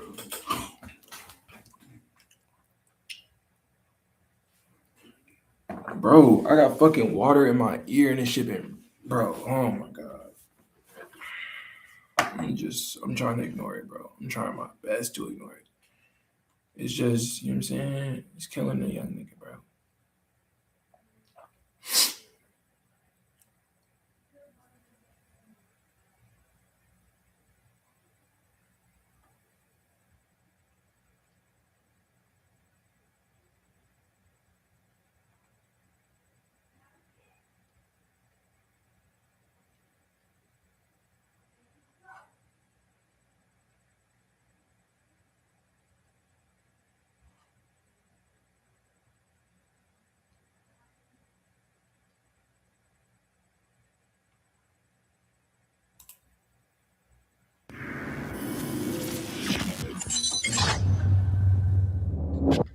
Here we go. Here we go. I'm back with my brother, the Sergeant. St. Nicholas Irvin back in the building. Nick, what up, kid? What's going on? What's going on? Yo, Nick. Yo, Nick, the Sergeant done switched his gear up. Like, what am I looking at over here? I had to go back to the roots, man. The roots. So is that what it is? A little bit, yeah, and it's like change up the look, man. I'm like, not change it up so much. It's like taking it back to the roots, like the OGs, man. Like we're the original ones, man. The Mesoamericans, the Aztecs, the Mexicans, the African Americans, the blacks, yeah, the OG, the real cowboys. We're the first ones, man. The first ones. We started this. I'm going back to the OG roots. Okay, so you back to the OG roots. The 10-gallon hat. Do you have the boots? Oh yeah, I got. Yeah, I got. Are you serious? Yeah, some nice turquoise. You know, yeah, leather. I got some snakeskin at the house. Yeah, yeah. Yo, Nick is different. I ain't mad at you, brother. You're looking good. I appreciate it. So let me get this straight. So you got that hat. We looking at the white joint. Do you got it in different flavors? Oh yeah, I got a black felt. Like this one has a gold feather in it. I got a black felt with the silver feather in it. like different shirts, different jeans, different boots. Like these boots cost like 3 pairs of Jordans. You know what I mean? and they last longer, bro. They last longer. Okay, are they comfortable though? Oh yeah. Oh yeah. Like, get out of here. Yeah, I'd kick somebody with this. These are nice. These are nice. So them joints, you could walk around with them all day long and they're comfortable. Oh yeah, I walked around them like all day yesterday, last week. I mean, you got to think I was in the military too, so like boots is nothing like new for me. These are better. I wouldn't go to war in these boots, but yeah, I'll ride a horse with them, get in the pickup truck, ride around in them. But yeah, I'm not gonna fight a war in them. All I'm missing is a King's Ranch pickup truck, and I'll be all the way. Yeah, I'm gonna tell you something. You look, just don't lose your edge on me, because you getting extra fly. I'm looking at you. You damn near look like a model. You got the locks hanging out. Like, who's that? Don't get too far. Don't get too far. No. From the old Nick. I'm just taking it back to the roots. You start coming up in here spitting the Queen's English, man. Like, no. Eating some crumpets. No, I ain't trying to do all that. No, I'm just taking it back to the roots, man. This the OG style. Like, we started this style. This is our style. You can't have everybody steal everything. This. You reclaiming, bro. Reclaiming. There we go. Oh yeah. I ain't mad at you, Nick, but you're looking good. You're feeling good, obviously, and we're glad to have you back on the platform. I appreciate you, brother. Thank you. You know, Nick, this war, like you and I were talking offline, and truth be told, it's like Groundhog Day at this point. Yeah. Like, real talk, it is literally a never-ending loop of negotiations, no negotiations, straight as open, straight as closed, bombs, no bombs. What is your take on where we're at in this war, just overall? At this point, bro, I think the average, even a Trump supporter, the hardcore MAGA, whatever you want, I think at this point, no joke, they do realize that it's all a game at this point. They're just not included in it. They're just like stuck in this little box they can't get out of.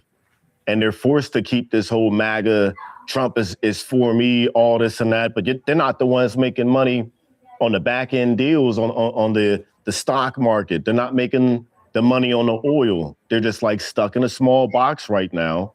And they're forced to kind of play the game of like, oh, I'm still MAGA. I'm still this. Trump is for America. I'm in the opinion that he ain't for America. He's about his family 100%. If he wasn't, his kids wouldn't be, involved in so much and profiting from it that they can buy private islands with bunkers and stuff like that going on. They're making mad bank. His family's making bank, but the average American got to pay more for gas, got to pay more for groceries. No one's addressing that. Like, no one, MAGA's still all about the hardcore ones that are still left in that little box, that little jack-in-the-box bullshit. They're still on that like, nah, Trump is for us. They just don't want to feel stupid. They're trying to save face. But this is all about money. And it's like clockwork. On the Friday, Monday, after stocks close, when they open, there's a big announcement about, oh yeah, we're doing this. With Iran, we have a negotiation, we have a deal. A couple hours later, after the stocks settle, people have made their trades. It goes back to, Iran will put something out like, yeah, we're not talking to nobody. And they'll put out like a whole nother Lego video. $2,100. That's 3 months of groceries. $2,100. That's the tax increase John Ossoff supported. Ambitious and liberal, Ossoff voted with National Democrats to gut your child tax credit. He even voted for higher taxes on Social Security recipients earning under $75,000. A $2,100 tax increase on Georgia families? John Ossoff doesn't care about people like us. Tell Senator Ossoff to stop voting for higher taxes. Bashing Trump. I don't believe in none of it. And then a couple of days after that, it's guaranteed bombs to be dropped again. And we've been, like Trump has said so many times, you know, we're not, you can't trust Iran. I'm tired of negotiating with Iran. These people can't be trusted, all this and that. They can't be trusted. You know they're full of shit. Then why do we keep going back with this peace thing? And with the Strait of Hormuz, or we already know who controls that now. That was the biggest mistake we made. One of the biggest mistakes we made in the war was even getting involved and then realizing, I don't think that we forced them to realize, they already knew. They shut down that strait. They own us by the balls at that point. They can twist them up however they want. Which one do you want, the left one or the right one? And they have us by the balls at this point. The Strait of Hormuz has been open. It's always been open before the war. But when we start dropping bombs, they shut it down. And who are we negotiating with? IRGC, which sect of it, which portion of it, which leader? I mean, there's so many different moving pieces and parts to it. I don't think we're negotiating with anybody. Our bluff has been called. Yeah, our bluff has been called. We're not really about that life. Do I believe the military is the same as it was when I was in? Of course not. It's a totally different military. So much politics has gotten involved with the military nowadays. I mean, it was starting when I was in, but I think the military is softer. And like, I know Pete Hegseth, but I'm not going to put it all on his shoulders. But do I think our military is what it was when I was in? No. Our bluff has been called. We can't fight wars the way we used to in the Middle East. Do I think the Middle East is you can conquer the Middle East the way we plan on doing or want to do? Absolutely not. And we could, but it would cause like an international global outcry if we were to do what we wanted to do. I think we want to nuke them. And if the average person is, you know, rooting for, hey, let's nuke these people, turn it into a parking lot, turn them to glass, like, I got to question your sanity. I got to question your sanity at that point. You don't want nobody else to have them, but you want us. We do have them, but you want us to use them at the same time? Like, that's a stupid thing to do. These people don't, I mean, I walk outside, I'm not getting shot at by no Iranians. I'm not getting shot out by Iraqis. The average civilian isn't getting shot at, you know, by Iraqis or Iranians or whatever.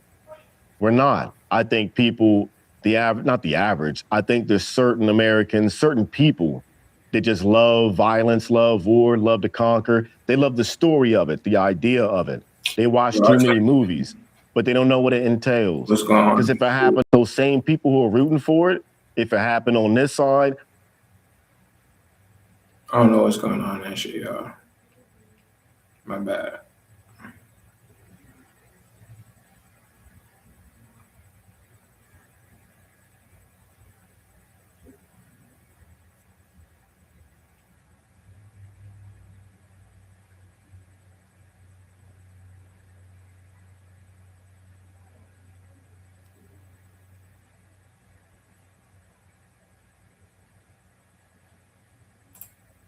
See this shit.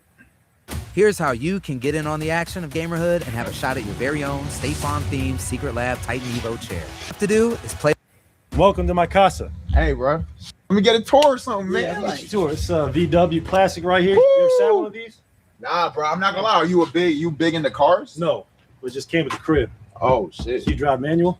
Not even close. Not me bro. either. I'm not gonna lie, bro. I could barely drive, bro. That's all right. You got someone driving you. Yeah, you very solid driver, man. Okay. Do you drive a bicycle?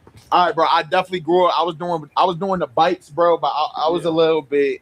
This is my preferred method of travel. Damn, when I'm in real? the city, yeah. It's all I get down. Wait, so why do you choose bikes over? It's just way easier, bro. It's like easier to park. You can chain it up and you go to lunch, go to the boat, go to the beach. Like, especially around here during the summertime, it gets so packed with the beach. So it's nice just to be in and out with the bike. Word. Makes sense. Come on inside, fellas. Ooh, okay. Yeah, it's my crib. It's not crazy. It's just me in here. No, but like it's Bobby in here though. Thanks, man. You got the record player. Ever seen one of these before? Yes, bro. You know I'm big into music, so. Oh, for real? Yes. How you do make music? Yeah. You know, my mother actually. This was hers. Okay. She got this when she was like 18 years old. Wow. So in 1980. Okay. Who's your favorite artist? Bob and Mike. Bob Marley, Michael Jackson. Damn. Bone Okay. Thugs and Harmony. I'm not gonna lie, bro. I haven't seen a record player in a while though, bro. It's so much fun, bro. Are you big music head? Like I love music. Yeah, I love music, bro. I love music. If it wasn't for music, music's got me through so much in life, especially on the court. Like, just put some music on, get shots up. It's my favorite thing to do in the world. All right, so look, talk to me. What's your pregame music? A lot of Bone. Okay. A lot of Bob. Okay, got the black on sign. I have to. All right, so I see you a big chess guy. Like, yeah. All right. Yeah. You play chess? I do, bro, but I'm not gonna lie. I don't think I'm that good because I did a stream with Young Thug and he whooped my ass, bro. Yes. Young Thug plays chess? Yo, he's very smart. Yes, he's very smart. Very smart. Okay. He's nice. He's nice. Yeah. You big enough? You play video games or not? Oh yeah, big game. I got this table in New York City. Damn, This is that's legit. Hold on. Yeah, that's legit. Man, these heavy ass chess pieces, bro. Real marble. Damn. Nah, this is fire, bro. Oh, this is what y'all do for streams. My first stream. I'm like, It's your first stream. Yeah, I'm a big kid, man. Yeah, man. Right, so do you be watching streams?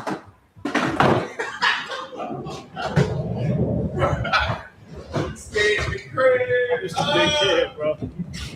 I'm a big kid. I didn't even know you could skate. Oh, yeah. Well, I'm a Cali kid. Come on, man. We all skate. Damn, bro. I cannot skate for my For real? life, bro. I know. I saw you in New York, and I follow that man. I follow what's his name? He tried to get you to skate. He's like a skate content creator. Oh, I can't remember, but I know I went to China, bro, and they tried to teach me. I wiped out immediately, That's bro. okay.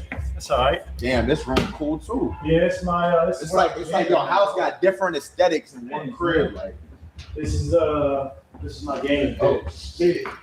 That's the gaming pit. You know, El Capitan over here. You know, I'm a big boater, so I gotta have the captain's hat around. Want to see? The okay, trophy so room? hold on. Explain. Yeah, for sure. Explain to me, like, what's your thing with boats? Like, why do you love boats? When I got hurt for those 2 seasons, I was so bored, and a lot of my boys, because I grew up down here, they like surf. They're really into water sport, and I was in the Bay at the time, and I was just like, man, we're moving to San Francisco from Oakland. The arena is right on the water. I'm like, I was telling all my family, I'm like, I'm gonna get a boat. I just bought a place on the water. At that time, I was like, I'm going to boat to games. Because you know, I'm a rest in peace, Kobe. I was a huge Kobe R.I.P. fan. Kobe, Yeah, man. Kobe skipped traffic through the air. So I was like, I'm going to boat to games and I'm going to boat to practice. And everyone did not think I could do it. They're like, you don't know how to operate a boat. You don't know. Wait, you was driving it? I was the captain. I was driving that thing. I was docking You it. was I doing was this tying thing, up, bro. and it was so much Ew, fun. that's crazy. It was life changing for real. Like, because when you get on the water, you get on the ocean, it just reminds you how small we really are. Facts. On the earth, like you don't have much time here, so it just made me so grateful every day just to be able to like get outside and go to work via Pacific Ocean. There was nothing like it. So that was a special time in my life. And I just carried that same hobby down to SoCal. Now I got the boat in the harbor. And we'll do that one day. We'll get you offshore, bro. We'll get Say that. Yeah, we'll get a fish on the line. Wait, so speaking of the injury, right, bro? Yeah. I don't know. I think you knew this, bro. I'm a big ass Warriors fan, or was. I'm not gonna lie. I don't follow as much anymore. Yeah. But like, bro, I was a big ass Warriors fan. I was there the whole time. Yeah. So when you got injured, like, bro, you was injured like damn near like what? It was 2 or 3 seasons, right? 2.5. Yeah, That bro. was Like, hard. what was that like?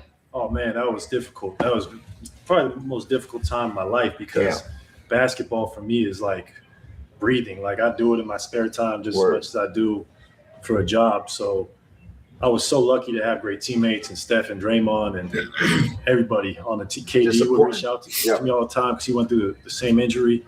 It was really hard. And it was ACL or ACL and Achilles. Damn, bro. And knowing like how good you are and how much you affect the team, watching your teammates out there struggle without you is the worst feeling. So by the grace of God, I'm healthy again. I'm just happy to still be doing it at a high level. All right, so hold on, knock on wood, bro. But yeah, what is like that ACL and Achilles injury like, bro? Because I was hooping, bro. Oh, yeah. I never got one of them, but I just know that they one of the worst injuries. ACL's tough because you lose a lot of muscle mass in your quad. Mm-hmm. And then the comeback's a lot of single leg squats. It's a lot of squatting. It's a lot of muscle atrophy here. So you're building up all this muscle. But the Achilles is a whole different beast. It's like shout out to all the guys in the league who went through that. You know, Dante, Dame Lillard just went through it. Tyrese Halliburton, KD. It's really a beast to come back from because you just got to be in a cast for the first few months. Here's how you can get in on the action of Gamerhood and have a shot at your very own State Farm themed Secret Lab Titan Evo chair.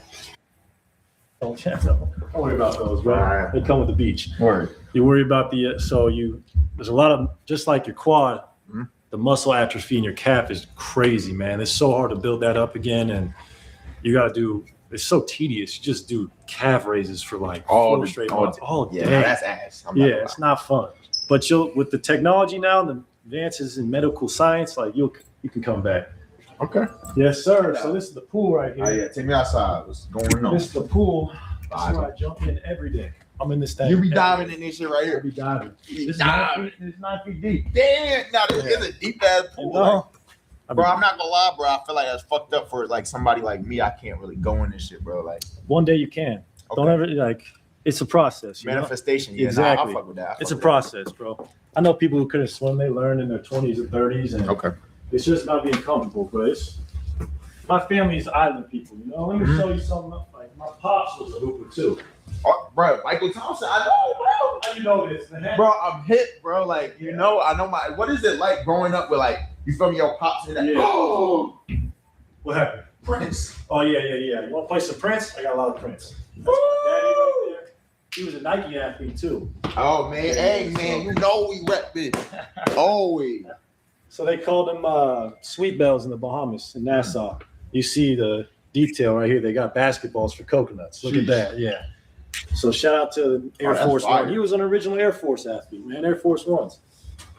So I was very lucky to grow up with a father who showed me the ropes. You know, very lucky. Did you ever feel like growing up pressure? You had pressure to fill like shoes, or like was it just like fuck it? It just came naturally. Okay. I never really felt pressure. I felt blessed. Like man, I get to go to the arena early. Yeah, that's a good way to look at it. I was very lucky to have that. We go back here, my guy. We got the theater room. Okay. Yeah, man. This total room. I'm excited. I'm not gonna lie. Theater room, shuffleboard. This is where I watch, hey, Spike Lee gave you that right there. Do yes, I did say that. People gave me hey, shout out Spike Lee. W Spike in the chat. I'm not a handy guy. I gotta get that. Hit up on the wall. Hey, have you ever been in a cold tub, man? Bro. You tried this thing, bro? Bro, I've been in one like a couple times. Athlete's best friend right here, boy. I got most I did was 3 minutes, bro. But most of the time, but like most of the time it's 5 minutes in and out, bro. Okay. How long? What's the longest you've been in a cold tub? Like I'll be fully submerged. I can do about 3 minutes, like neck down. Just lower body, I do about 10 minutes. Damn, bro. Sauna, cold tub, life changer right there. So what comes first, the cold tub or the sauna? Sauna for sure. Okay. Go in there and read and do all that stuff. You big reader? I mean, I saw your book collection. What's your favorite book? You want to see my mini ramp? I don't skate. I'm not allowed to. But when I do, just go out to the street. Oh no, you're good looking. Bro, what the? Bro, I would have never expected you was like a skater, bro. Skater. I don't do it now because I don't think I'm contractually allowed to skate a ramp. Yeah. So the day I do hang it up, you'll see me on here. I'm a soul skater, bro. I just do it for the love of the game, man. Word. Yeah, I don't hit this yet though, because I got many years in the league left, so I can't be risking it. I'll show you the machine that got me back too, bro. This is the machine that got me back. Jump down. I gotta get the home gym. This machine right here. My best friend right here, bro. This the calf race? This is the calf race. This is my best friend. I know, Dame and Ty. Oh my goodness. Yes. All day. But once you figure out, we got the best jobs in the world, so you can't really complain. You know, exercises for a living. Come out here, play some pig. Yes, sir. All right, let me go upstairs. Show you my little video room. Go hit the park. I got a little training room. A suits room. Clean. Are you very like Like, do you chill with people? Like, you be having your friends over, or most of the time you be kicking it by yourself? Absolutely. Yeah, I grew up down here, so my friends come through all the time, and we just kick it. Damn. Yeah, I got some. This is my most prized memorabilia possession right here. Damn. Shout out to the GOAT, the Mamba. The last game we played him in 2016. Was lucky enough to snag his game 1 jersey and he inscribed. Wait, hold on. That's his game 1? This is game 1. That shit look huge. Did they make this for Thanos? No, you know how Kobe wore stuff, man. And bro, this jersey is huge. Bro, oh, he was a big guy. 6'6", 220. All muscle. R.I.P. Kobe in the chat, man. It's been a pleasure watching you grow into the player you are. Keep going, keep going. All right, you know what I'm about to ask Keep going. What you gonna ask me? Kobe story, bro. You got one? I got one, but it's not super glamorous or super deep. We were in China in 2013. It was the global games. We were playing in Shanghai, and it was like 11:30 at night. I had crazy jet lag, so I went to the weight room. I was getting my workout in. I was doing dumbbell bench, and I just feel someone come over and tap my shoulder, and it was Kobe, Nike Tech on, hoodie on, and he just dapped me up, said, "What's up?" I was like, "What up, Kobe? I can't believe you're here. This is crazy. I get to share this space with you." And then 3 years later on his retirement tour, he told that same story against us. And shit, I don't want to get emotional talking about it, but he told that same story. He's like, I knew Clay was going to be a good player when I saw him in Shanghai in the weight room, taking the game super serious. I thought I was by myself working out, but he was in there, and I knew he had a bright future. And the fact that he told that story 3 years later, even remember that moment, that just meant the world to me. Because I grew up down here. I watched his whole career, and he really inspired not just myself, but I mean, athletes generations. Even outside athletes, people think Kobe mentality. Yeah. It's a fire. It's my last thing I'll show y'all. Bill Russell signed this. Shoot. That is the real goal right there. 11 rings. Bill Russell. Against the computer. Bill Russell, number 6 on West Oakland, California. Signed this. And this will stay in my family forever. This is like my most prized possession. Because not only did Bill do so much for the game, but he championed civil rights. He did so much for black folks in this nation. And he was like a true pioneer of the sport. Like, this is such a special piece of history. 6 of the biggest streamers in the world are here to face off. Ready? Against each other. Time to game! In the gamerhood.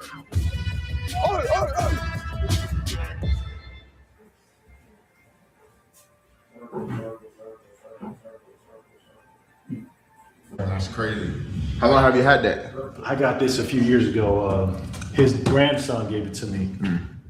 Oh no, Sam Jones's grandson gave it to me, who was the starting shooting guard on those Celtics teams. And he said Bill wanted to give these to the players he liked the most. And like, I know Steph got one, Draymond got one, and that just meant the world to me. It's fire. 3-point contest. I gotta get one more of these before I hang it up. Get one more. I know Dame got like 3, Steph got 2. I gotta get 2 of them. Okay.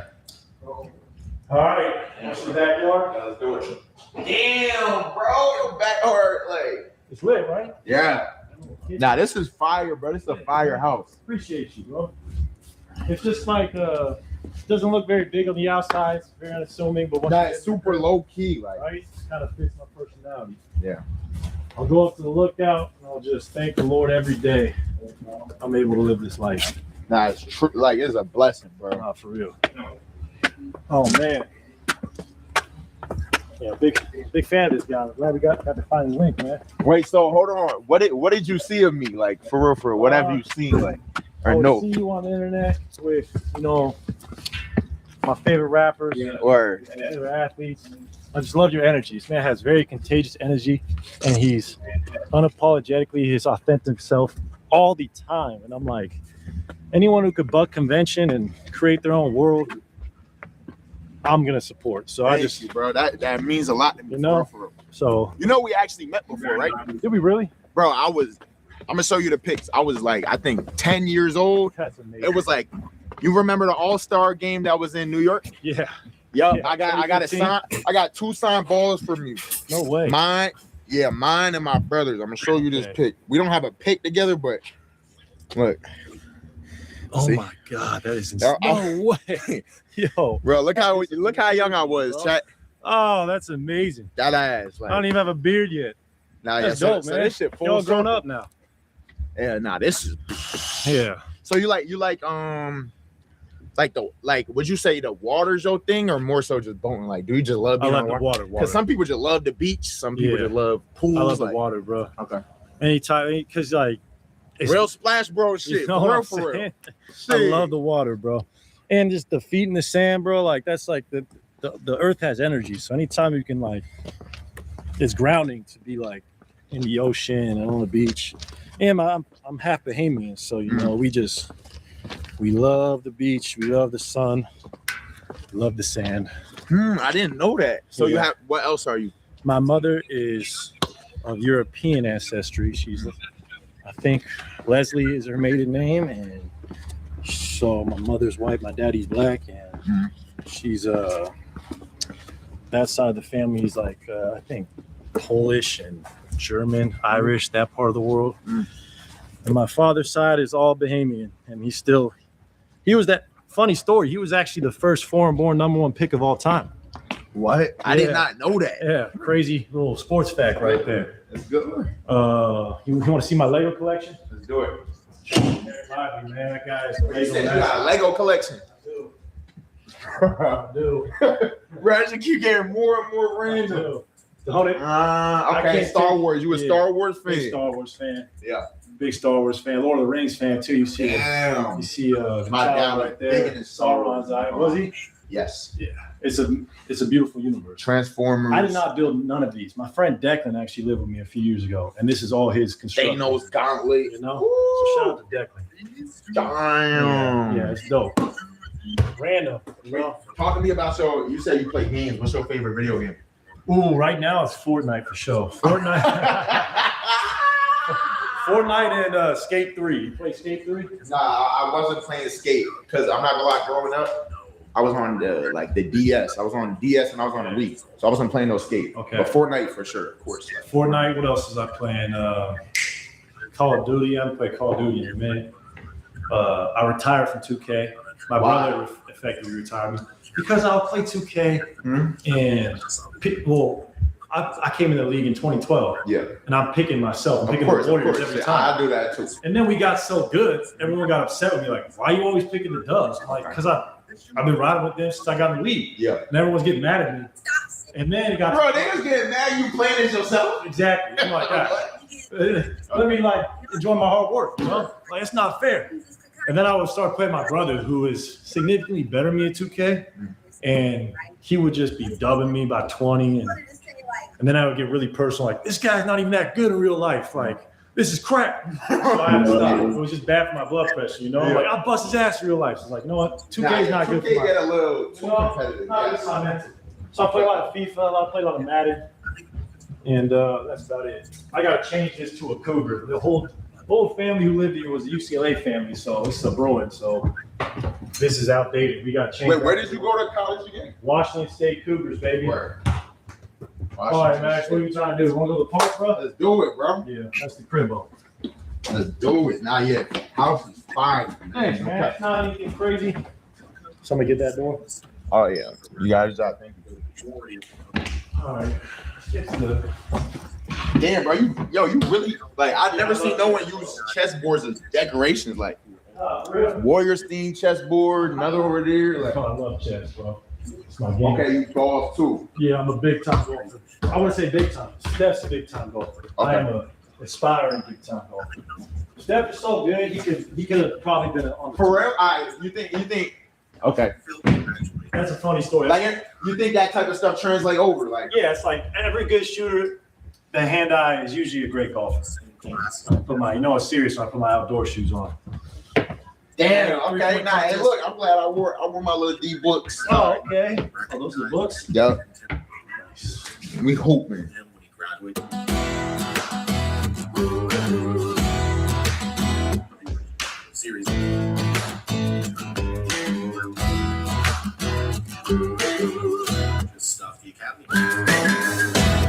history, mathematics, stuff like that. It teaches writing skills. We see that in Naruto the Last. So my thing is, if you're in the academy for... Barbara's check engine light is on, but a friendly AutoZoner runs a free Fix Finder scan and refers her to a local shop.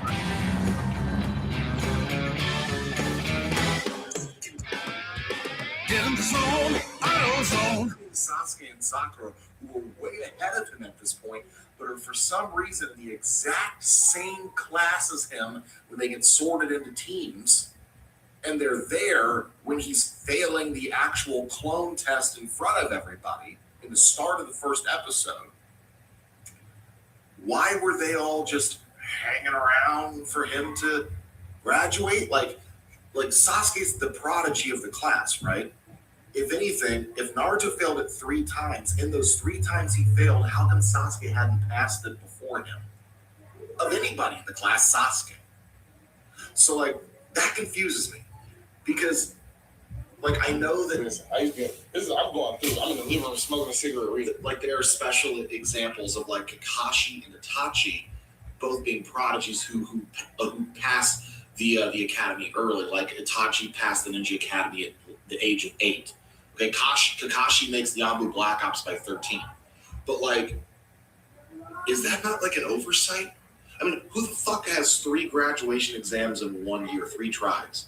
And even if there were 3 tries, if Naruto's final failure of the exam means his 3rd failure was the first failure that we see on screen in episode 1 before the stuff with Mitsuki and Iruka.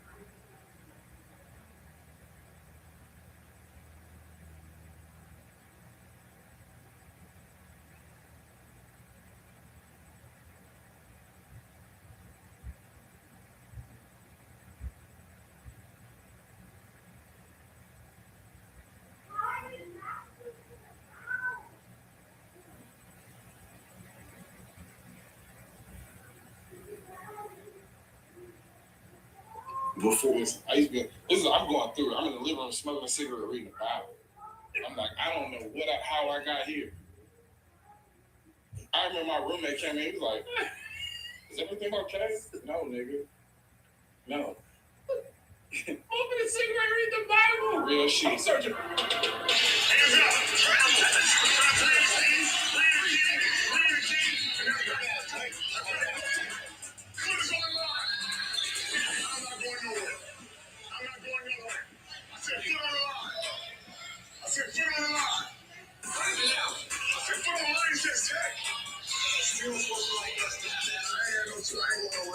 He has his limit, and when you push him past that limit, he really doesn't care. There's more to it. All right, let's get out of here. Let's go. All right, let's roll. Well, boys, let's go. Let's go. You know what? Instead of my kids taking all this abuse, I'll just take my team. Let's go to the next one. They hold your jersey, they pulling you, they doing all this stuff. Don't let that mess with y'all. They're not going to give y'all on the fact that I'm super loud. So they say, well, I'm going to get back at him. Trying to control me. What I'm telling my kids, if things are not right, you don't have to sit there and take it. You gotta believe in yourself and believe. Oh,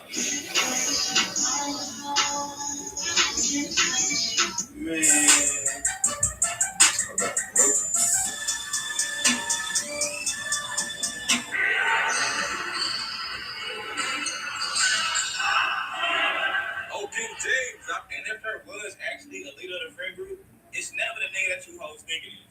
You hoes think it's the cutest nigga. Whole time, it's the nigga that motherfuckers borrow money from. And that's never the cutest nigga. If the leader of the friend group position... I'm sorry, but the bistro works.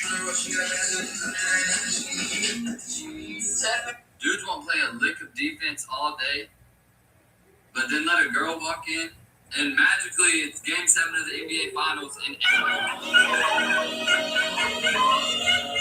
Officially at the point in my marriage where if we aren't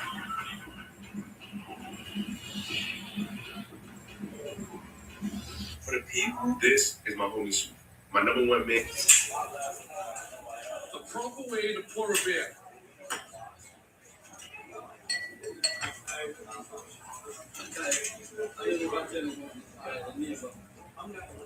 Comes up with the perfect head, no spillage, the perfect way to do a beer.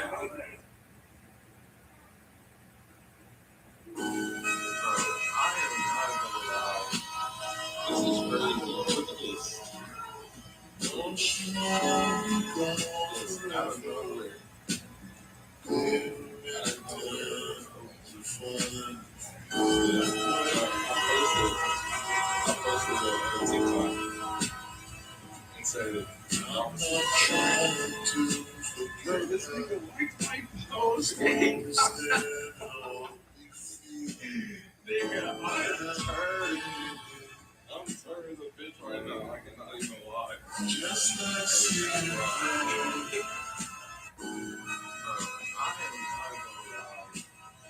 is crazy. Look at this. It's out of nowhere.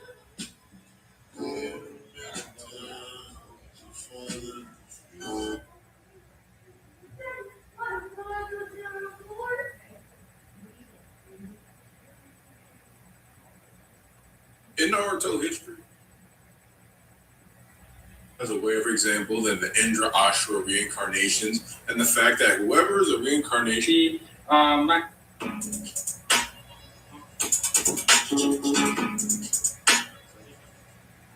So then I'm a perfect match for Sasuke. Well, yeah. Wind beats lightning, certainly. Whenever I can help him trick. Yo, so I'm finna show y'all how to make a cat ear with y'all lots. Or like kitty ears, kitty dreads, whatever you want to call it. I'm finna show you how to do that. It's super simple. So I'm gonna just get into it real quick. Alright, so first thing we're gonna do is you're gonna want to wet your hands a bit, or at least a toothbrush each time they pull their ears with. And you'll need some rough.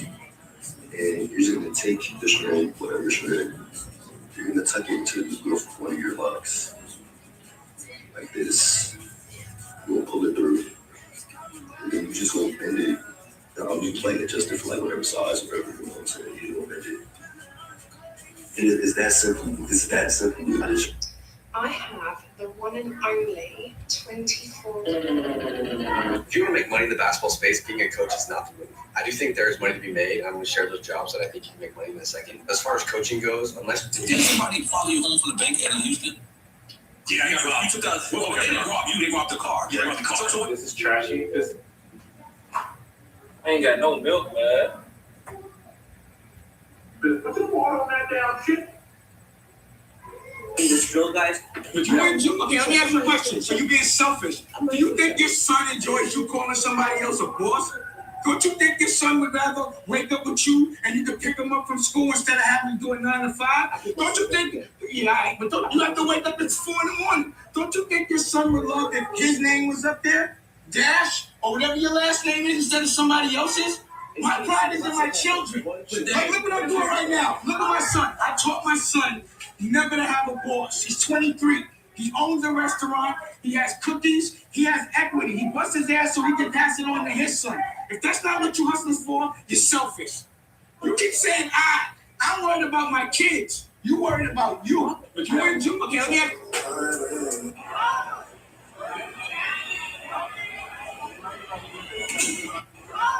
6, 7, 8, 9, and One of the most beautiful parts of my journey. Growing up, we did not have cable, so my mom would always send me outside to fix the antenna. Because one thing about it, she was going to look at her shows. So she'll say, Nikki, go outside and fix the antenna. So I would always go out there mad, irritated, don't know why.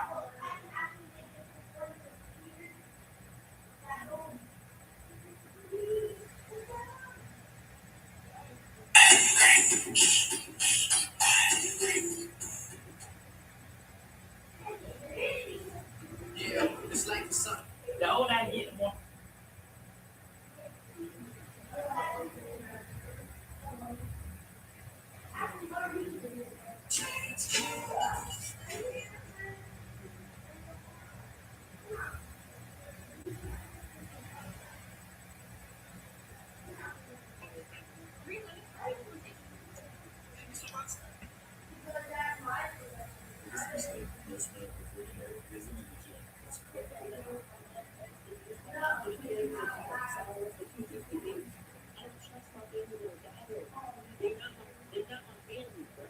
and check on the man. I was here. We was still outside, bro. I was sleeping outside, okay? And I'm trying my best to forgive him, bro. But I can't. Them putting your hands on me, running away. I ran away. I never came there. These stories don't be funny, but this shit being serious. I can't seriously don't like my baby. Let's put it on my uncle, put the guns up on my aunt in front of me. My aunt terrorizing my family. They're coming back to me.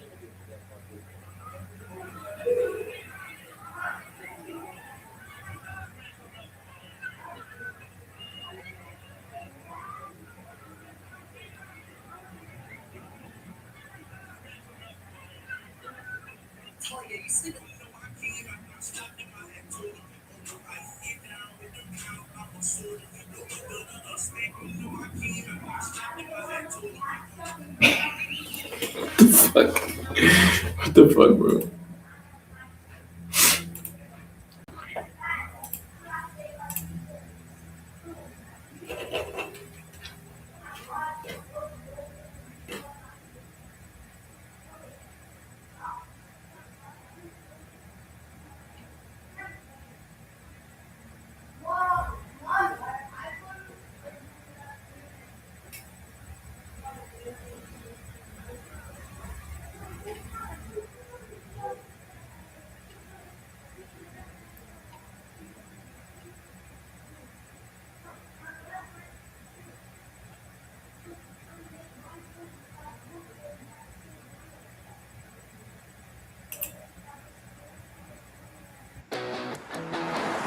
Life is unpredictable.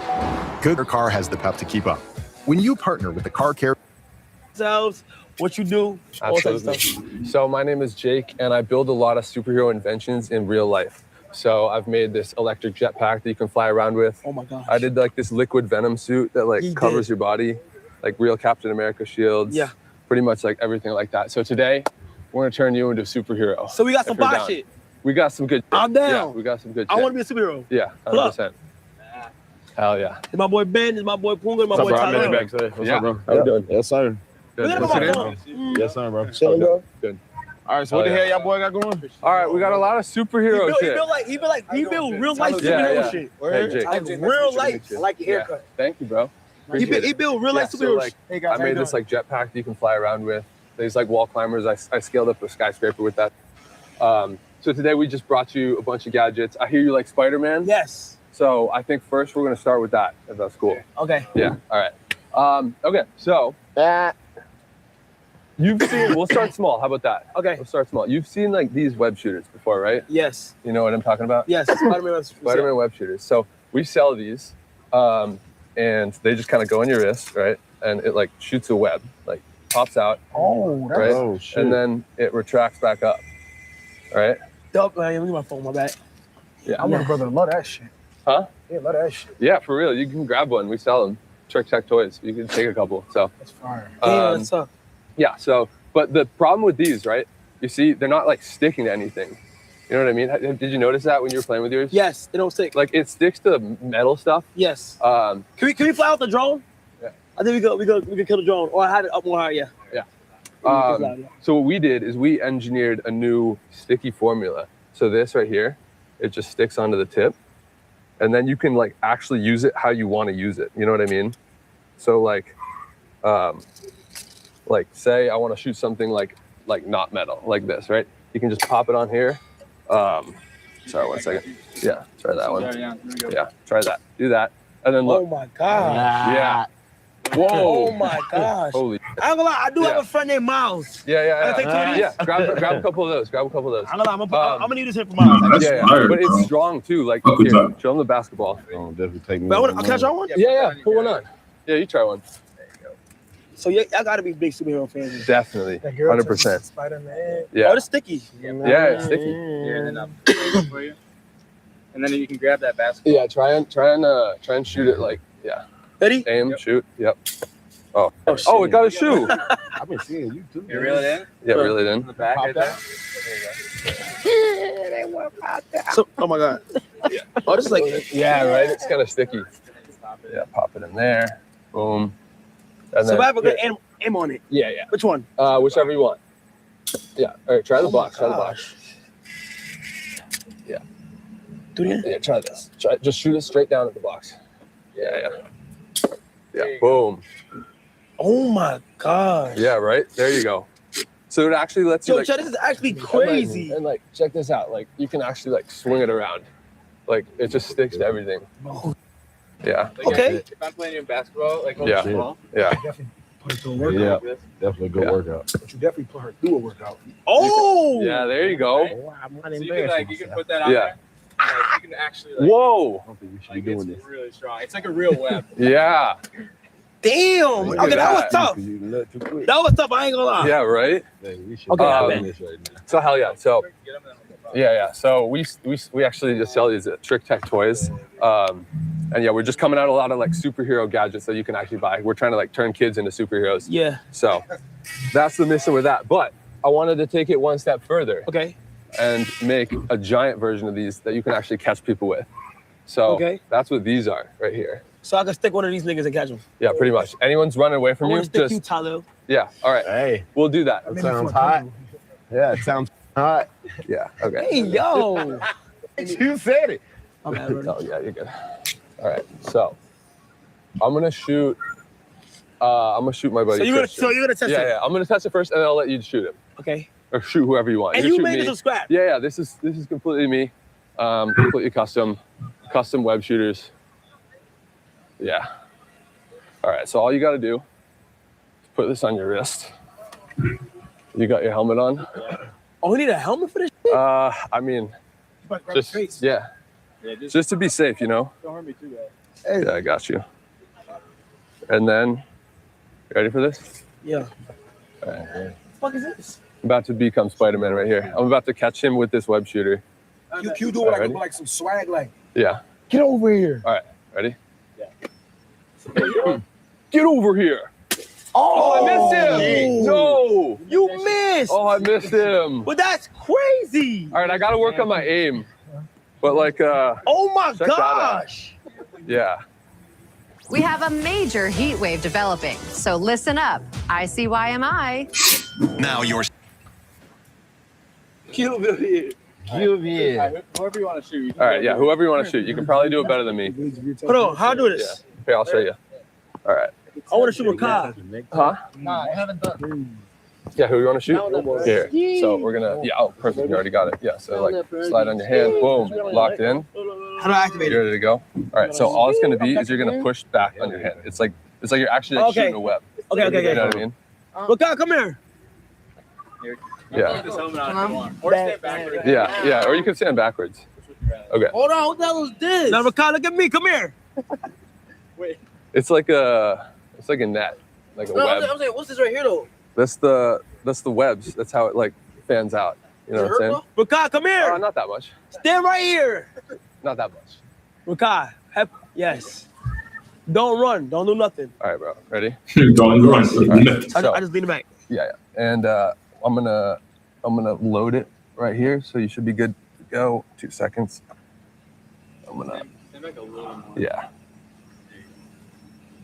All right. We should be locked and loaded there. And then I'm gonna arm it. So right now it's disarmed. I just had the safety on. So I know me follow me silent and now. boom, safety on. Safety off. Silent and now. And then just pull your hand down like that. Like aim right at him. And then pull it down. All right, cut now. All right. Cut it for 5. All right. 4, 3, huh? 2, 1. Just shoot him. Pull it down hard.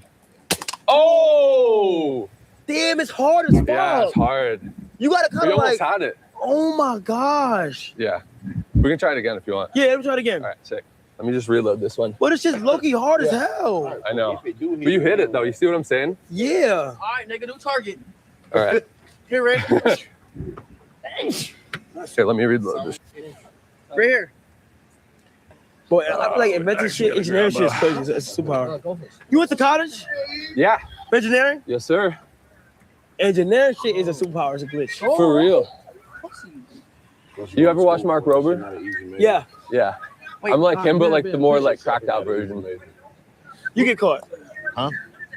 I'll go out the right. I bet. Good for you, right? Falling now. So if anybody could be Spider-Man here, who would it be? I think it would be me. Why you be saying this shit good? Falling now. How much you pay for that diamond in your teeth? All right, now we're gonna pop in one of these. 60,000? Nigga, you richer than all of us here. What are you talking about? Why you always talking about money? Nigga, what the fuck does a diamond in your teeth got to do with me being rich? How much you pay for them 6 pointers in your ear? $6. You didn't pay no $6. How you gonna sit here and lie to everybody? How much they cost for real? Not 60,000. They cost way more than that. Nope. Screw this. How you gonna sit here and lie? So you think it was real? Now, these are real, but they ain't 60,000 though. They more. No, they're not. If they're real, they cost more. Wait, no, they're not. It's embedded. It's embedded in my tooth. How you think so perfect? Thought I was. Me. It's natural. Me what? Some of us got good teeth. Cause you gotta brush them. See how you don't really brush yours? Nigga. What? I'm being dead serious. You just get it engraved. You just get like engraved in there. You ain't never going veneers, is you? Nah, hell no. Bet. You want to go veneers? Oh, veneers. Composite. No, but tell me you don't need it right now, though. No, you don't need it right now. Bro, you 16. Them probably ain't even all your teeth you gonna have. I'll take a positive. Yo, we can go into the 2K shop. How you got a fresh tattoo? He really probably think that shit. You don't come before veneers? Toothbrush. So that volume down over there, please. I brush my teeth. No, you gotta brush them good. Though, I brush them good. I floss, yes. Why you keep letting him do stuff like that? I don't floss. Fuck flossing. Why you keep letting him do? What's up with his neck?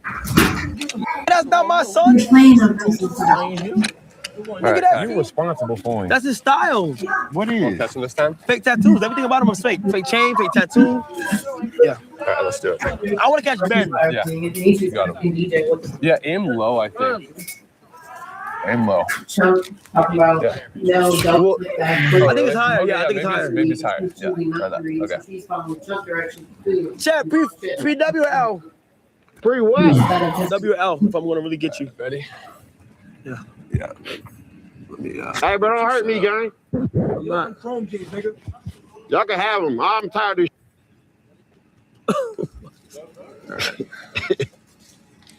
this. You're good to go. Good to go? Yeah. I don't be scared, man. Boom. All right. Hit him. Oh! What do you think the average person forgets about investing? How much it could actually shape their future's potential? A creator. But this shit is crazy.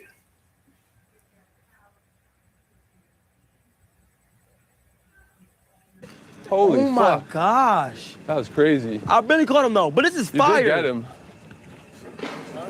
Man, I would have got free from that. You hit him. Holy shit. Wait, how are you able to make that? Yeah. So the way it works. Soft-ass superhero. Yeah, there you go. So it's got like CO2 in here. It's all like compressed gas. And then when you press the trigger, it dumps all that gas at once and blasts the web out. Okay. You know what I mean? Yeah. Yeah. All right, let me see the number again. All right. Maybe we'll come back to that. Okay. That's still. Okay. I'm gonna move on, and we're gonna become Iron Man now. Hold on, y'all. Come on. Yo. Okay, hold on. Tota, hold on. Please. What's this? So this is like the world's most powerful laser. World's most powerful laser. World's most powerful laser right here. So if you see an Iron Man, you know how he like shoots like basically like lasers. He shoots it from his hand, right? Yeah. So that's what this thing is. I haven't found anything this can't cut through. Oh shit. Yeah. So if you put it on my body. Oh, he's cutting your leg off. What? That right there. Yeah. Tony Stark's hand. Tony Stark's hand. 100%. So. Wait, what? Say that again? Wait, ain't this illegal? Yeah, what if the cops catch you with this in your car? I think we're fine. I think we're good. Yeah. Like you can buy all the parts for this like online. So I mean like. So this could cut through. So this could cut through somebody's body. Yeah. I think it's a symbol. It could slice right through your body. I'm gonna stand the back. Yeah. Fair play. I'm gonna start. Okay, so we're gonna start with just the head right there. Right. Pretty easy. And the hardest is that wood. And then so I'm gonna go wood, and then we're gonna do actually. Is it a fast cut or like a quick ass cut? Here, check this out. So we're gonna do Iron Man versus Iron Man. Okay. And you'll see, and you can actually like shoot it from a distance too. So. A nigga got. All right, ready? I'm gonna try and shoot him. Try to cut his arm off. All right, ready? 2, 1. Yo! Oh! Yo, I never seen what it. Yo! Look at that. What the? I could cut his head off too. I'm gonna do that. Dang, what the? Yeah. No, this is like the most powerful you Some can get. Cyclops. Touch it. It's like on fire. Technically, that's a weapon. I can touch it. Huh? Just tap it. Just Kinda. to see if it's like. I mean, super yeah. hot. Is it? Yeah, it's like something burnt it. Yeah. Wait, cut burns his it. head off. Yeah, cut his head off. All right, ready? Off with the head. Off with the head. I'm a gang. All right, careful, Christian. That's a gun, bro. It's really late on it. That bitch smell like firecracker. Bro, what? Oh. Oh my. All ready? 2, 1. Yo! Oh! Yo, I never seen what it. Yo! Look at that. What the? I could cut his head off too. I'm gonna do that. Dang, what the? Yeah. No, this is like the most powerful you Some can get. Cyclops. Touch Yeah, it. and Touch it's it. like Cap. on fire. Technically, that's a weapon. I can touch it. Huh? Just tap it. Just Kinda. to see if it's like. I mean, super hot. yeah. Is it? Yeah, it's like something burnt it. Yeah. Wait, burns cut his it. head off. Yeah, cut his head off. All right, ready? Off with the head. Off with the head. I'm a gang. All right, careful, Christian. That's a gun, bro. It's really late on it. That bitch smell like firecracker. Oh. Oh. That's real. Oh. Hey, light this blunt up right quick. Yeah, you want it? You don't even see the I can do it. No, we'll save the lightsaber Imagine for you that. running, you You're the lightsaber? Yeah, I got a lightsaber. What? Oh. Yeah, that'll be later. That'll be later. I got a bunch. That's what. Okay, so here, you want to try it? Yeah. Yeah, let's get you trying it. So you I just got play too much. I am. Yeah, you'll be Iron Man right here. Oh, yeah. Put this in. I have an Iron Man suit at home. Yeah, we'll add this to it. You'll actually be Iron Man. Wait, I can have this? We're gonna Okay, play yeah. crime after this. Okay. That's for sure. Here, so step here, step over here, and you see there's like a little laser dot right there. Yes. That's where you're gonna Aim. shoot. So just aim at the face, right? Okay, I'm gonna aim And right at then- the dome. And then this is your trigger switch. This right here. Oh, you just touch it. Yeah, yeah. Okay, bet. So let's. This right here. Here, I'm just gonna show you on your hand so you can feel it. You feel pressing. It's just this button right here. Maybe tip of the finger. Just Okay, I got you. I got there you. you go. Yup. Burn the tablecloth a little bit. Okay. So just feel it around a little bit. Are you feeling it? There it is. You had it. You had it. You have it. So hold that Okay, down. bet. So let's. Yeah, hold I'm that down. aiming for the dead center. Yeah. Ah, ew, nigga man. Keep pushing it. Keep pushing it. Guava, pineapple, and coconut? Tonight, it's gonna be tropical. For 125 years, the people of Firestone have been building products and services with one thing in mind, to make sure you get to where you need to be. So you can show up for the people who rely on you. Let's go, baby. For dependability that matches yours. Firestone, always dependable since 1900. What do I do on FaceTime? Like, I don't know how to make a call. I don't know how to talk. I ain't never took at that time. I ain't never even been on FaceTime with a girl. I was like, There you go. Oh. Yeah. Oh my God. Whoa. Oh, that shit look crazy. You're hitting it. You're hitting it. Holy. I ain't gonna lie, that look crazy when he did. Put a hole in his tail like a dolphin. Yo, dang. You got that back on the block, Oh my God. nigga. Not Hey, fuck, man, man. Yeah. back up, nigga. What? Whoa, careful. It's really like 60 Glocks on me right now. Damn, I'm at the point to a nigga. Let me try. Yeah. All right. No, do not give it to Rashad. Wait, I want to burn this. What do you want to shoot, huh? I want to burn it with some. Yeah. I want to see if I can do it feeling on how to do it? Yeah. I am. Just press hard on the All right, button. got you. All right. Yeah. Aim at the. Yeah, that's the laser. Yeah. Hold it down. Click it. I didn't hear you. Just like that. Where's you at? Careful the court though. Yeah, I got it. Yeah, you just gotta feel it. There you go. Yeah, there you go. Let's go. Die! Die! Yo. Holy shit. That shit is Oh my Dude, I'm like god. what? Hey. Yeah, burn it out. Bro. Let's go. This is so cool. Let's go. Burn that. Oh, it's open. It open. Huh? It open. Oh, shit. All right. Fire with your body. Yeah. Boom. All right. I wonder how you Careful of where you like point it. Though. Yeah. Like, Get in trouble hurting somebody like this though. If I got an op, this is what I want to use. Yeah! Oh shit! Let's go. Oh, careful. All right. So here, check this out. So that's like styrofoam, right? Try it on wood. Wood. Yeah. Let's try it on wood. I bet. Yeah. And like hold it still. Yeah. Try hold it still. Try and see if you can shoot through the wood. Yep. Yeah. Oh, that protective eyewear, ain't it? Right here. Yeah. Aim right in the center. Okay, right here. Boom. Yeah. Light it up. Hold it. What if I spell my name? You could. You don't spell your name? I'm gonna put a heart. You ready? Okay, yeah. Draw a heart. Dude, careful. You're on the court back there. You see that? Yeah. Is that chill? Oh! You got I went it. right through the court. Yeah. No, you can shoot stuff like long range. That's what I'm saying. It just keeps going through stuff. Can I shoot that right. Gatorade bucket? Maybe. Yeah. Oh yeah. Shoot. Want to shoot a basketball? Oh yeah, I want to shoot a basketball. Yeah. Put it like. Have me a basketball, Tota. Get that one over there. Get that bullshit. Yeah. Everybody, get out the way. All right. Here. Oh my God, this is too much power. Yeah. You want to just shoot it off the table? Yeah. All right. Pop that. Whole table. Basketball. Just basketball. You go. Is it gonna blow up? Hold it still. Oh, that better not blow up. Oh, is it gonna blow up? I don't know. I've never done this before. Oh! Whoa! All right, you definitely popped it. Yo, that's crazy. Look at that. Oh, yo, yeah, you popped that. Yeah. No, that look Look at that. Oh. No, you're good. Yeah, look at that. Oh shit! He's spinning. He's cooking. He got that glaze on him. Yeah, you do. Burnt rubber.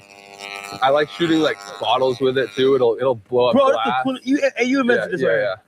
Nah, but the government gonna come for you after this stream. Yeah, for real. Hey, the government gonna come for you after this stream. How far we can shoot? Far. It can shoot like as far as you want, pretty much. Yeah. What's how old is you? I mean, your goal is to be able to put them both on without having to have this attached? Yeah. That'd be sick. But yeah, right I know. now, If he's able to mobily. yeah. You can put this on. You walk in Starbucks like Yeah. this.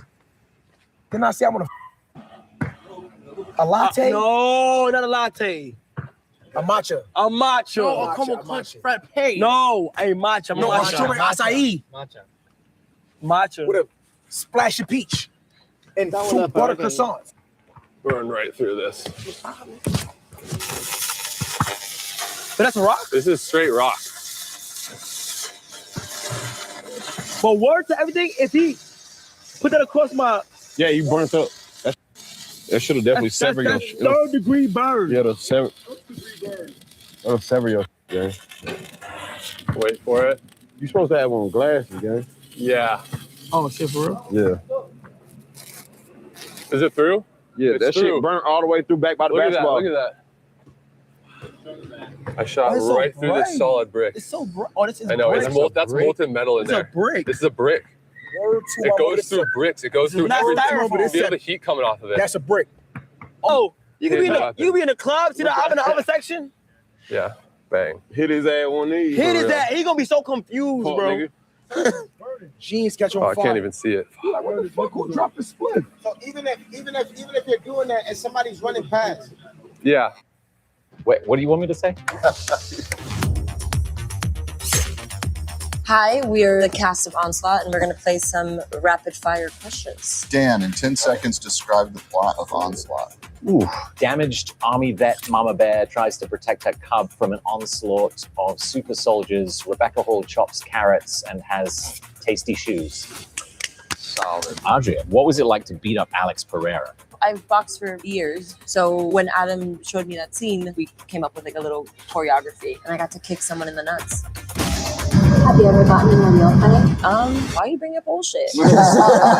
Drew, what was it like stepping into the gas station scene? I had these high heel boots on, and it was really hard to step over the absolute carnage. But you look good doing it. But I looked good doing it. Dan, as repeat collaborators, what's your favorite thing about working with Adam? When things are going really well, Adam does a funny little dance.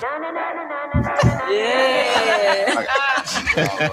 Everyone, what's the best gas station snack? Stewart's ice cream. I love Funyuns. Takis. Takis. What? I don't know what I've never tried. No. Never had a Taki? Oh, we're gonna go to a gas station get you some. Rebecca, what makes an ideal combatant? The ability to disable your adrenaline functions so all your decisions are cool and calm and collected at all times. Wow. Good answer. I'm ready for questions.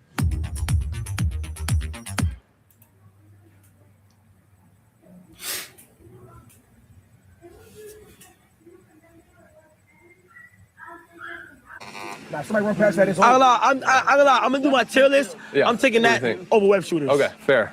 I'm adding that to my upgrade. Totally valid. Sorry, Spider-Man. Yeah. So imagine what Tony Stark shit feel like. We got to try it now. Yeah, you can try it. Go ahead. Yeah, who wants to try? You want to try? Yeah, put it on. Imagine what Tony Stark feel like. All right, let's cut his waist. What waist? What waist, Iron Man? Iron Man? Iron Man. That's how you get your waist in it. Imagine what that shit do to my car, man. I know. Keep on, so they fall out. Yeah, go slowly.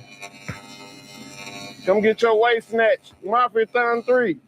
What's this? Y'all better walk on water. You cannot walk on water, bro. I made shoes that let you walk on water. That ass. Yeah. How First person to do it. Well, I guess Jesus did it first, but yeah. You know. Yeah. But yeah, we got a science experiment in here. So I'm gonna open this up. Here, can you hold that? So in here we've got a special type of metal. Bro, where's that? Shoes that can walk on water, bro. That's ridiculous. Handheld cam. I don't even care. We need a handheld cam. I'll just get it ready. It's fish. Nothing. We need handheld cam. Oh my god, that's fun. And handheld. He actually did it. What? All right. So, sorry, bro. We're good. Oh my gosh. So, send me that. All right. So I'm gonna grab one of these bricks. What is this? So what's going on? So this is a special type of metal that's like super rare and like very reactive. Okay. So basically it's called sodium. Sodium. Whenever it hits water, yes, it reacts with it. It's like, I'll show you right now. It does something really cool.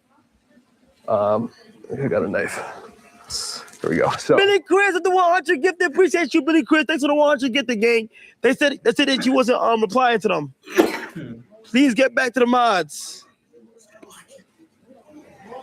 Billy Chris, thank you so much, Brody. What'd you say this called? this is called sodium. So it's Sodium. like, it's kind of like salt, except it's pure sodium. So this right here, if you throw it in water. Yo, y'all watching? Yo, y'all watching or not? Here, I'm gonna have you do If it. y'all don't want to, y'all don't have to. I swear to God, y'all don't have to. I'm just trying to make sure if y'all want to catch it, catch it. Here, throw this into the middle of the pool. I can touch this. Yeah, but just don't hold it for too long. Okay, okay. Yeah, just ready? 3, Yeah. 2. Yeah, throw it in the middle of the pool. Boom. Ready? Wait for it. It was something that's still moving Yeah, back there. it's You see doing that? Yeah. Oh! Shit. What Yeah, it's super reactive. To chlorine? To water. Wait, can we do a bigger one? Can we do a bigger one? Yeah. What if we do the whole brick in there? Dude, it would be a explosion. Can we do it? I mean, that's up to your producers. Is it safe or not? Like, Man, throw that bitch in there. Throw it in the pool. whole thing. Huh? Pick somebody, put them on a raft out there, and Yeah. Oh, dude, that would be fun. Hell no, man. Nah, that might be too big. Yeah. See, look, the thing I did. What if we pull up or no? Huh? What if we pull up? I don't think so. I mean, it like. Let me get a bigger one and see how it is. I'll do a slightly Yes. bigger one See, what we just did, you see this corner right here? Yes. That's all we did. And that was that explosion. Okay. That was like a tiny piece. Yeah, do it a little slightly bigger. Slightly bigger? Yes. We'll see how it is with the bigger one. All right. And this is actually metal, but the cool thing is it's so soft you can cut it. That's crazy. Go straight. Go straight? Yeah, go straight. Smart. Thanks. Man, We're your engineer. Yeah. That's what production is. They engineer. That's how they can make. It's like a superpower. Yeah, exactly. So in the engineer world, this is like impressive. And I mean, this is a pretty fun reaction to do, you know.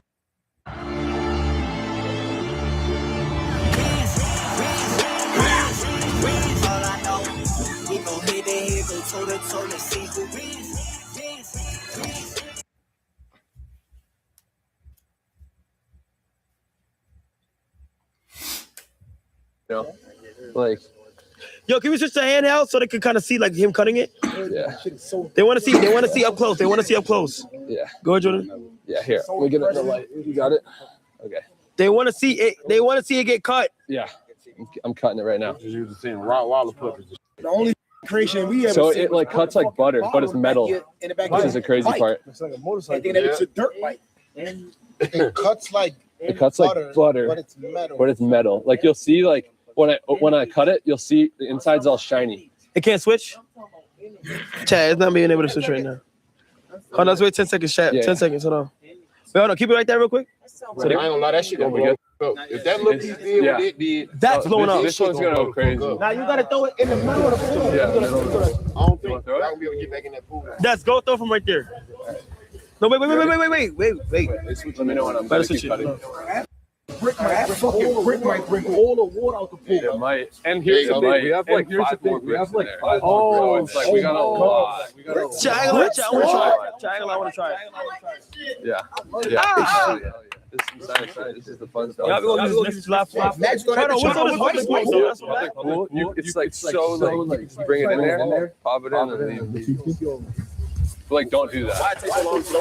Yo, echo. There's an echo. I have like a protective layer around it, just so it doesn't. So production, we're gonna go blow up. handheld, and then when And it's the about to water, explode, it just switch to the slowly other works cam. its way in there, and Where then he's cutting it. Once it gets to the actual metal inside. Where he's cutting it, handheld, and then switch to the other production. Yeah. Internally, it's metal inside. Internally, it's a metal, but it's just like got a little bit of a casing around it just for Nice. safety. Oh, like some oil. Yeah. How much you sell that for right there? How much you can pay? They get me mad enough for the hotel. Couple grand? This. I got The you. hotel closed at 11 p.m. Bet. You could have got it. You're gonna cut it. All right, cool. Yeah, check this out. Production, when it goes out to the water, just switch to the water cam. It feels like clay. So look at this. You can't touch it This for is long. solid metal. Let's go over here. That's raw sodium? This is raw sodium. Wait, you can't touch it for too long, so you gotta come over here. Come over here first before you touch it. Right. Oh. Yeah. Holy. Yeah, we should like move this. No, away the from- first cam, not that cam. You can do the other cam. Tonight, ninja. All right. Away from the pool. All right, here we go, chat. All right. Huh? No, I'm not. I'm not here to sleep. Chat, pre-GGs. I'm here to fuck shit up. Yeah, let's move that brick. Yeah, it's gonna be big. No, that bitch gonna be huge. I want to see a brick though. Brick might really take all the The water. shit he finna throw in finna blow this bitch up. All right. The shit he about to throw way bigger than the Oh, first fuck. Oh, be careful. Oh, he almost fell in with the brick. Almost fell in with the brick. Crazy. All right, who wants to throw it? It's Des. Yeah, let Dad do that more. So right in the middle. You got it. Like probably, honestly, far away from us. All right. Good? Let's count down, y'all. Wait. 5. Oh, 5. Yeah, you can Hold just on. grab it real Once quick. he touched it, man. But once you grab it, throw it in. No. 5. God damn it. Oh, God damn it. Oh my God. Oh, my God. I literally It's on said fire. come- It's on fire. Oh. Oh, Everybody, Oh. damn. Get down. Get down. I feel like it's still on fire. Yeah, I feel like something else still gonna blow up. I don't trust that. All right, I think we're good. It's still sizzling. Holy. Cut me or blind me. Not a brick. Damn.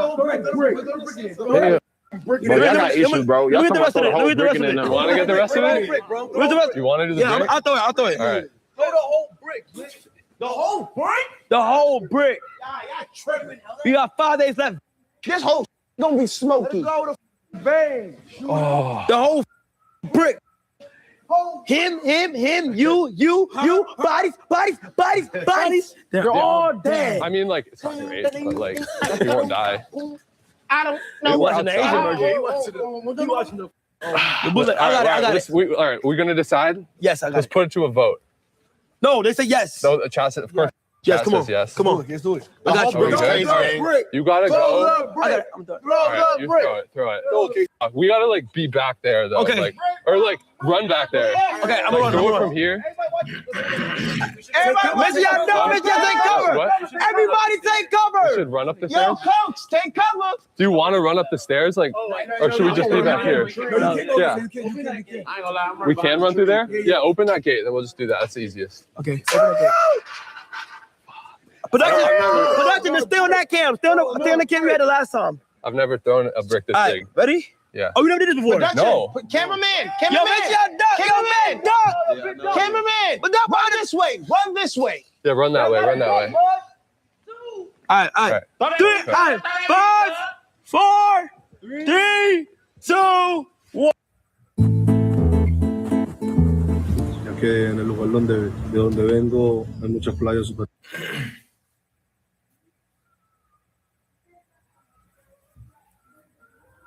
One. Throw it. Oh my God. Oh my God. Oh my God. Oh my God. Holy shit. Oh, we coking. Oh my God, we coking. Oh my God, we're dumb as fuck. Oh my God, we're dumb as fuck. So dumb. Oh my God, we're so dumb. Dude. Oh my God, we're dumb as fuck. Bro, what the fuck? Oh my God, we're dumb as fuck. Oh. Wait. It's probably something down in Florida. I think we're good. Dumb. Awesome, bitch. Woo! One more brick. Yo, don't 5 bricks in that. Two. Nah, 2 is crazy. You want to? No. That's it. But I ain't gonna lie. 2 bricks will go crazy though. 2 bricks will go crazy. 2 bricks. I'm throwing one. All right, 2 bricks. Oh my God. 3 bricks. Are you serious? 3 bricks. 3 bricks? We haven't done 2 yet. Mafia done 3. 3 bricks. Mafia Is this a third? 4 bricks. Oh, we're starting third? Oh, I thought it was the second. I thought it was. That was awesome. Yeah. Holy shit. That bitch blew up as soon as Let me see how much bigger. Wait, hold on. Kind of curious. What's it burning? Huh? My mouth feels like it's burning. Oh, really? I feel like it's burning right now. You feeling something? Yeah, my mouth feels. It might be like the reaction. Here, wash your hands off. Here, wash them off in the pool. Nah. That might be the sodium reacting. Hey, I got water? Yeah, maybe wash your hands. Oh, hell no, my mouth burning. Y'all got water? I'm trying to throw bricks and shit in the We're drinking water. Dude, crazy. It like went underwater too. Yeah, it burns water. Yeah, are you? Yeah, let me just get water and ice. Yo, don't touch your face after throwing that brick. Yeah. That's why I gotta throw it quick. Are you good though? Yeah, I'm good. All right, sick. No, I'm good, medic. Yeah. I just felt burning. No, it's good. All right. Huh? Have something like a burn gel or like a. No, I'm good. It's not burning too much. It's rising though. It's good now. All right. I'll check on you after. Yeah. All All right, he's good. right, hold on. Check it out, y'all. Yo, 3 bricks. I bet. Ben? Me. No, people that didn't throw it. I'm not throwing it. I want to throw a whole brick. I like you want to throw. I got to throw a brick. Me, Ben. Yeah. I bet. Let me look. Thought that you don't want to throw? So, Yeah, I know brick. Huh? Yeah, throw a brick, bro. Throw a brick. Yeah. 3 bricks will have that shit like this. Oh my God. dude, that would be crazy. I like do the whole thing. I have a brick that's twice the size if you want. Where? In here. Let me see. Wait, what? Let me see. You got one that's twice the size. Oh, true. Where's that? Do you think that? Huh? These trees are crazy. Say it again? These trees. If we, do you think it would catch on fire? No. Check, I think the tree won't catch on fire. We just have we don't have the extinguishers. We do have the extinguishers. Ain't no damn tree for catch on fire. That should be. That's quick combustion. I don't think. Yeah, it's not going. Yeah, I'm never getting a next. Yes, really? I've never done one that big before, to be honest. So that was already bigger. Let's do 2 instead of 3. All right, if we do, I have another one that's twice the size, so that's 2 right there. Where's it at? It's in there. Hold on, That's one. it's 2 of them right there. Dump that whole bag. Oh yeah, do this one right We're here. not doing the whole bag. We're not doing the whole bag. I did that one. But you see this one? Yeah. This is twice the size of the last one. Chop that bitch in half. No, throw that whole. Me and Kyle. That whole. You throw it, Ben. You throw it, Ben. Perfect. Let Ben throw it. Let Ben throw it. Let Ben throw it. Yeah, that's perfect. Oh my gosh. Let's do it. I guess so. Who's throwing it? Don't up break. Don't up break. Don't up break. Yeah. Throw it. Try and get it right in the middle. Don't up break. This is the last one, though. Ben, This side, right? Ben, come over here. Where's the ideal spot? Because I put it Middle. I think middle, because then it's least likely to catch everything on fire, and we can put it out too. Oh my gosh, bro. This Oh my is god. fucking sick. Back up. This is double the last one. Yo, run out of there. Who's got it? You got it? Ben got it. Ben got it. All right. I'm doing it for us, twin. It's Mafia Thon 3. Mafia Thon 3. We doing it. 5 days left. This is a fucking Ben, just run over here. You guys ready? I'm running straight to y'all, Straight guys. to you guys. You got it. You might have to open the All gate right, for grab it real. right here, just like this, and throw it in when you're ready. Middle, Ben, middle. All right. You gonna count me down? Yes, from 5 on go. 5, 4, 3, 2, 1, go. Oh my God. It's not something that my staff. The Blizzard Double Flip deal is here. Buy 1 Blizzard treat and get a second for just 99 cents. Get it in the DQ app. With me. As far as my opinions, I can refer you to another one of my institutions. You're listening to WIBC Radio. You're driven, a family man, with a deep desire to be the very best. And that's my town in. Nice show, Fred. Thank you. It's Fred Heckman speaking. My name's Tony Karitzis. I got a 12-gauge sawed-off shotgun wrapped around a man's neck. I'm a mad, mean mother. And if anyone makes a move, he will die right here.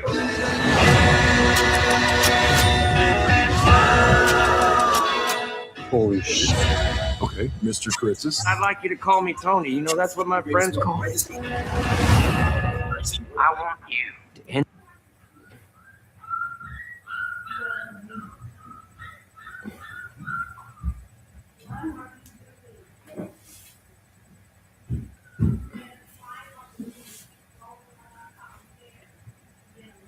Listen, I appreciate you. Yes, you have to. Oh no! Holy! Oh no! Oh! Look at this body sunk, swing. Oh! Oh! Careful! Oh! What was that? What the fuck was that? What? The brick. Yo, the brick flew over Bro, here. I saw the whole brick All fly. right, Yo! you got it. What the? Oh! It's still going. All right, I got half of the brick. What the? Dude, No. All right, we're done. Wait, Yeah, the yeah, brick That's came back crazy. over here. Yeah, it exploded out. No, that's a sign, bro. Yeah. No, we're that's a done. sign, bro. That was crazy. That was good. We done. That was was a sign. good. Yeah, we done. We done. done. We black, bro. Come on. Yeah. Yeah, we already. Yeah, that's some white people right there. Bro, the brick, yo, that was a sign. Yo, out of everywhere it could have do, it could have flown. It flew. Yo, out of anywhere it could have flown, it flew directly to us.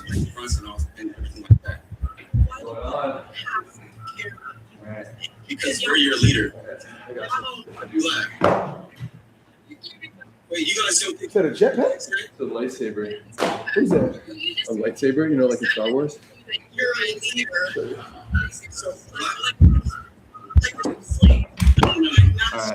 All right, we got a real lightsaber. So my buddy, the hacksmith, if you guys know him, he made this. It's like the first lightsaber ever to actually work. It's 4,000 degrees hot. It's like will burn anything you touch. immediately when it touches you. Yeah. Go to the hospital. It's like an actual lightsaber, like it cuts stuff. So So should we turn the lights off? yeah, let's turn the lights off. Oh, yo, can we turn on the lights? Can we turn on all the lights? Production, give me the bottle. Turning all the lights off and sparking that. Baby, let's go. That's fire. Okay. I'm gonna turn it on. When people and y'all hear them say something y'all don't like. What the fuck is that sound? But you sound illiterate. What? Yeah. Illiterate. And I just really want y'all to understand that the word illiterate means that you don't know. I know she was like, oh, I don't know. Want me to put anything out there? Yeah, maybe like bring it out in there. Yeah. I was benching one. All right, you ready? Not yet.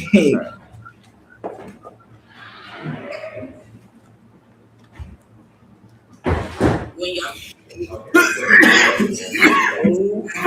Chad, if you was here, say you was here. Chad, if you was here, say you was here. Let's do it. Hold on. Okay, where should we be standing? You're good right here. We'll just do it right here. Oh, wait, you said 4,000 degrees though. Yeah, it's just, but it's like. So we will fill that motherfucker. Yeah. All right. No, you're good. Count down. Right, wait, can we close that back door? Oh, never mind. If you was here, say you was here. Okay, all right, we ready. All right, let me know when. All right, I gotta make sure. Let me make sure. All right. Oh, what's that? Oh, it's all good. All right. Do your thing. All right, ready? 3, 2, 1.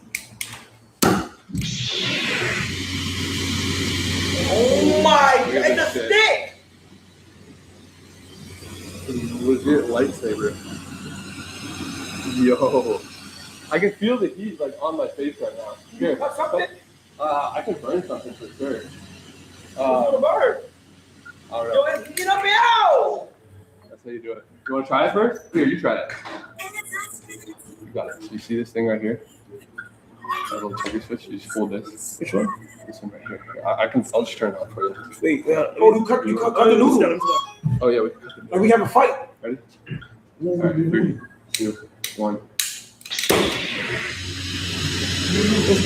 Okay.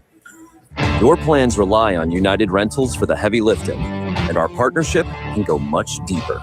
We have specialized solutions and technology that impact every part of the job site and bring your plan to life.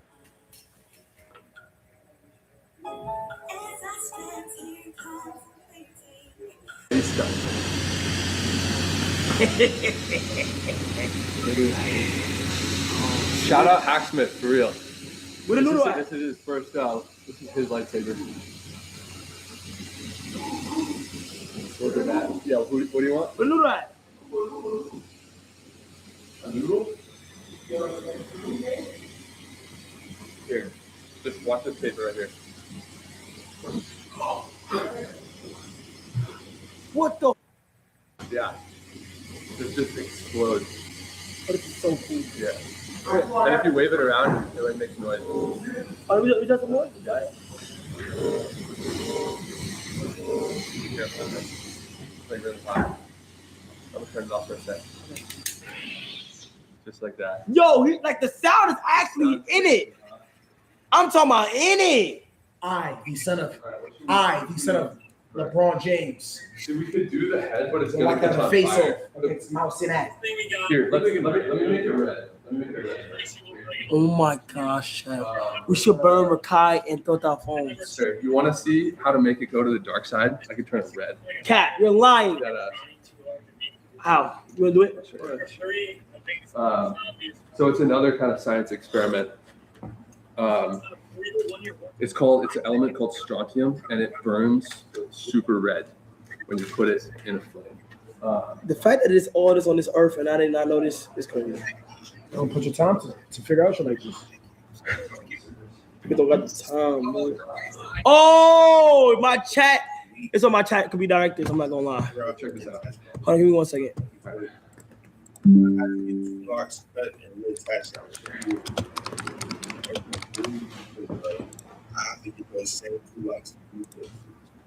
Oh, you're getting some music? There's no natural lock versus the retwist having to reattach. If you was here, say you was here. All right, ready? No, but I tell you.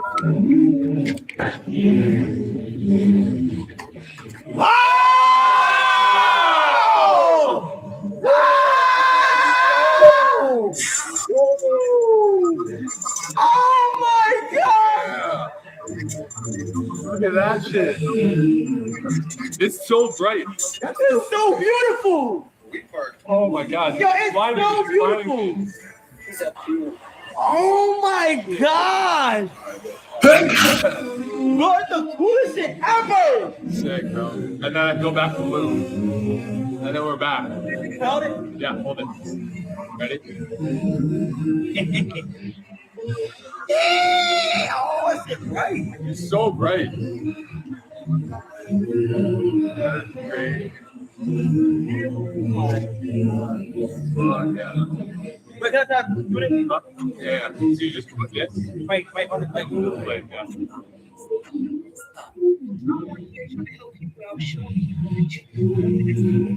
Oh my God. I got shades if you want to. Huh? You want shades? We put on glasses. Yeah. But it's already like dark in here. Oh my gosh. Nigga, this is awesome. What else we got?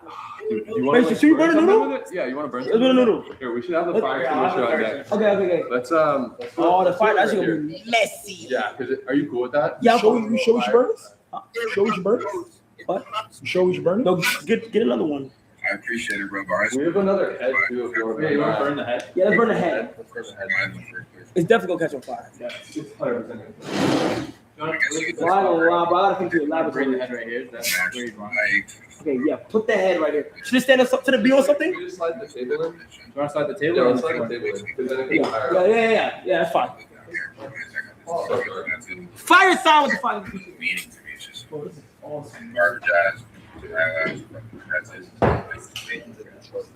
Outside, nigga. I'm just talking about. They let me do all the experience inside. I like doing all this inside. Oh my gosh, it's so crazy. See the head here? Here we go. Kai, smile. Alright, I got 6 things right here. Okay, cool. I'm just gonna try. Wait, hold on. Let me You want to do it? Yeah, let me move the PC though. Did you get fire extinguisher? Yeah. Oh yeah. PC. I hate the way it like. It's fine. I'll do it. Yeah, you got it. Okay. We'll slice right there and then we'll just put it out. Okay. Slide. That's right. Ready? Can you press play on that YouTube? Yeah, press play. Rewind it all at the beginning. Bro, you good? Yeah. All right.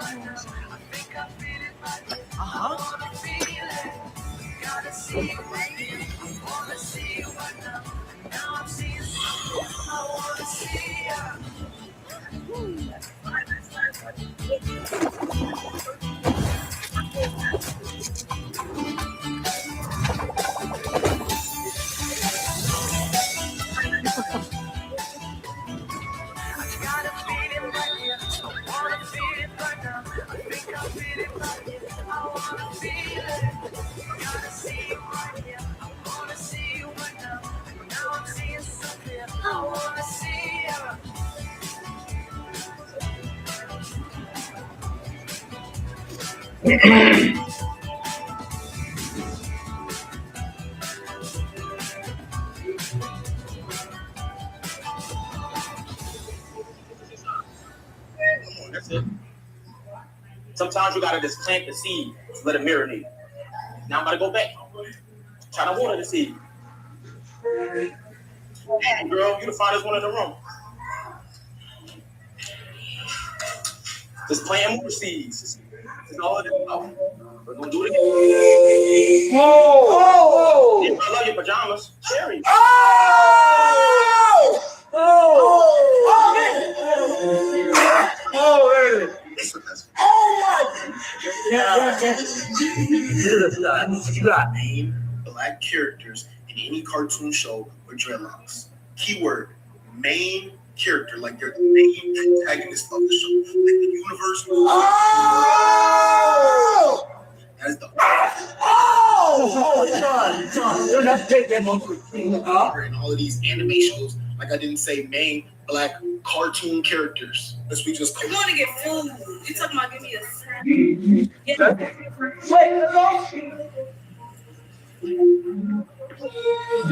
Pause it. Oh. What's up? Oh my God. The ceiling.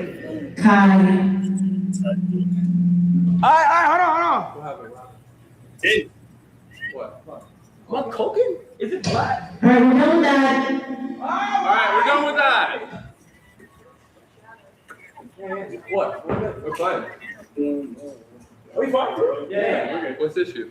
Oh. I guess the shadow was actually. Oh, I thought it was black. Oh, the ceilings are fine. Oh. Oh, we're good. Oh my gosh. Okay, that's fine. That's fine. All right, we're good? Yeah, we're good. All right. Is more? Yeah, you want to see like the Iron Man, like Yes, this is a different yes. Iron Man thing. And just keep going. Let's get it. Oh my. Set up the cup. Yeah, set up the cups. We're gonna shoot some fun. Oh my gosh. Oh my gosh. But like not that. We got Iron Man. I'm gonna put it right here. Yeah, we're also gonna need the hard. Boom. And the glove. We can do one more. One more? Okay, cool. This will be a good one. If you like the last Iron Man one, like this is pretty cool. Huh? If you like the last Iron Man one, so this will be good. So. Let me open these doors. Yeah, it's a little smoky in here. Let's go.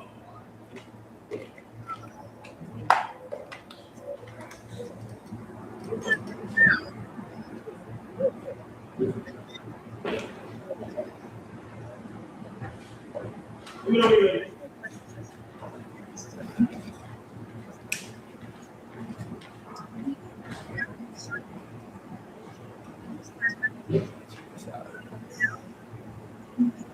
got a real Iron Man repulsor here.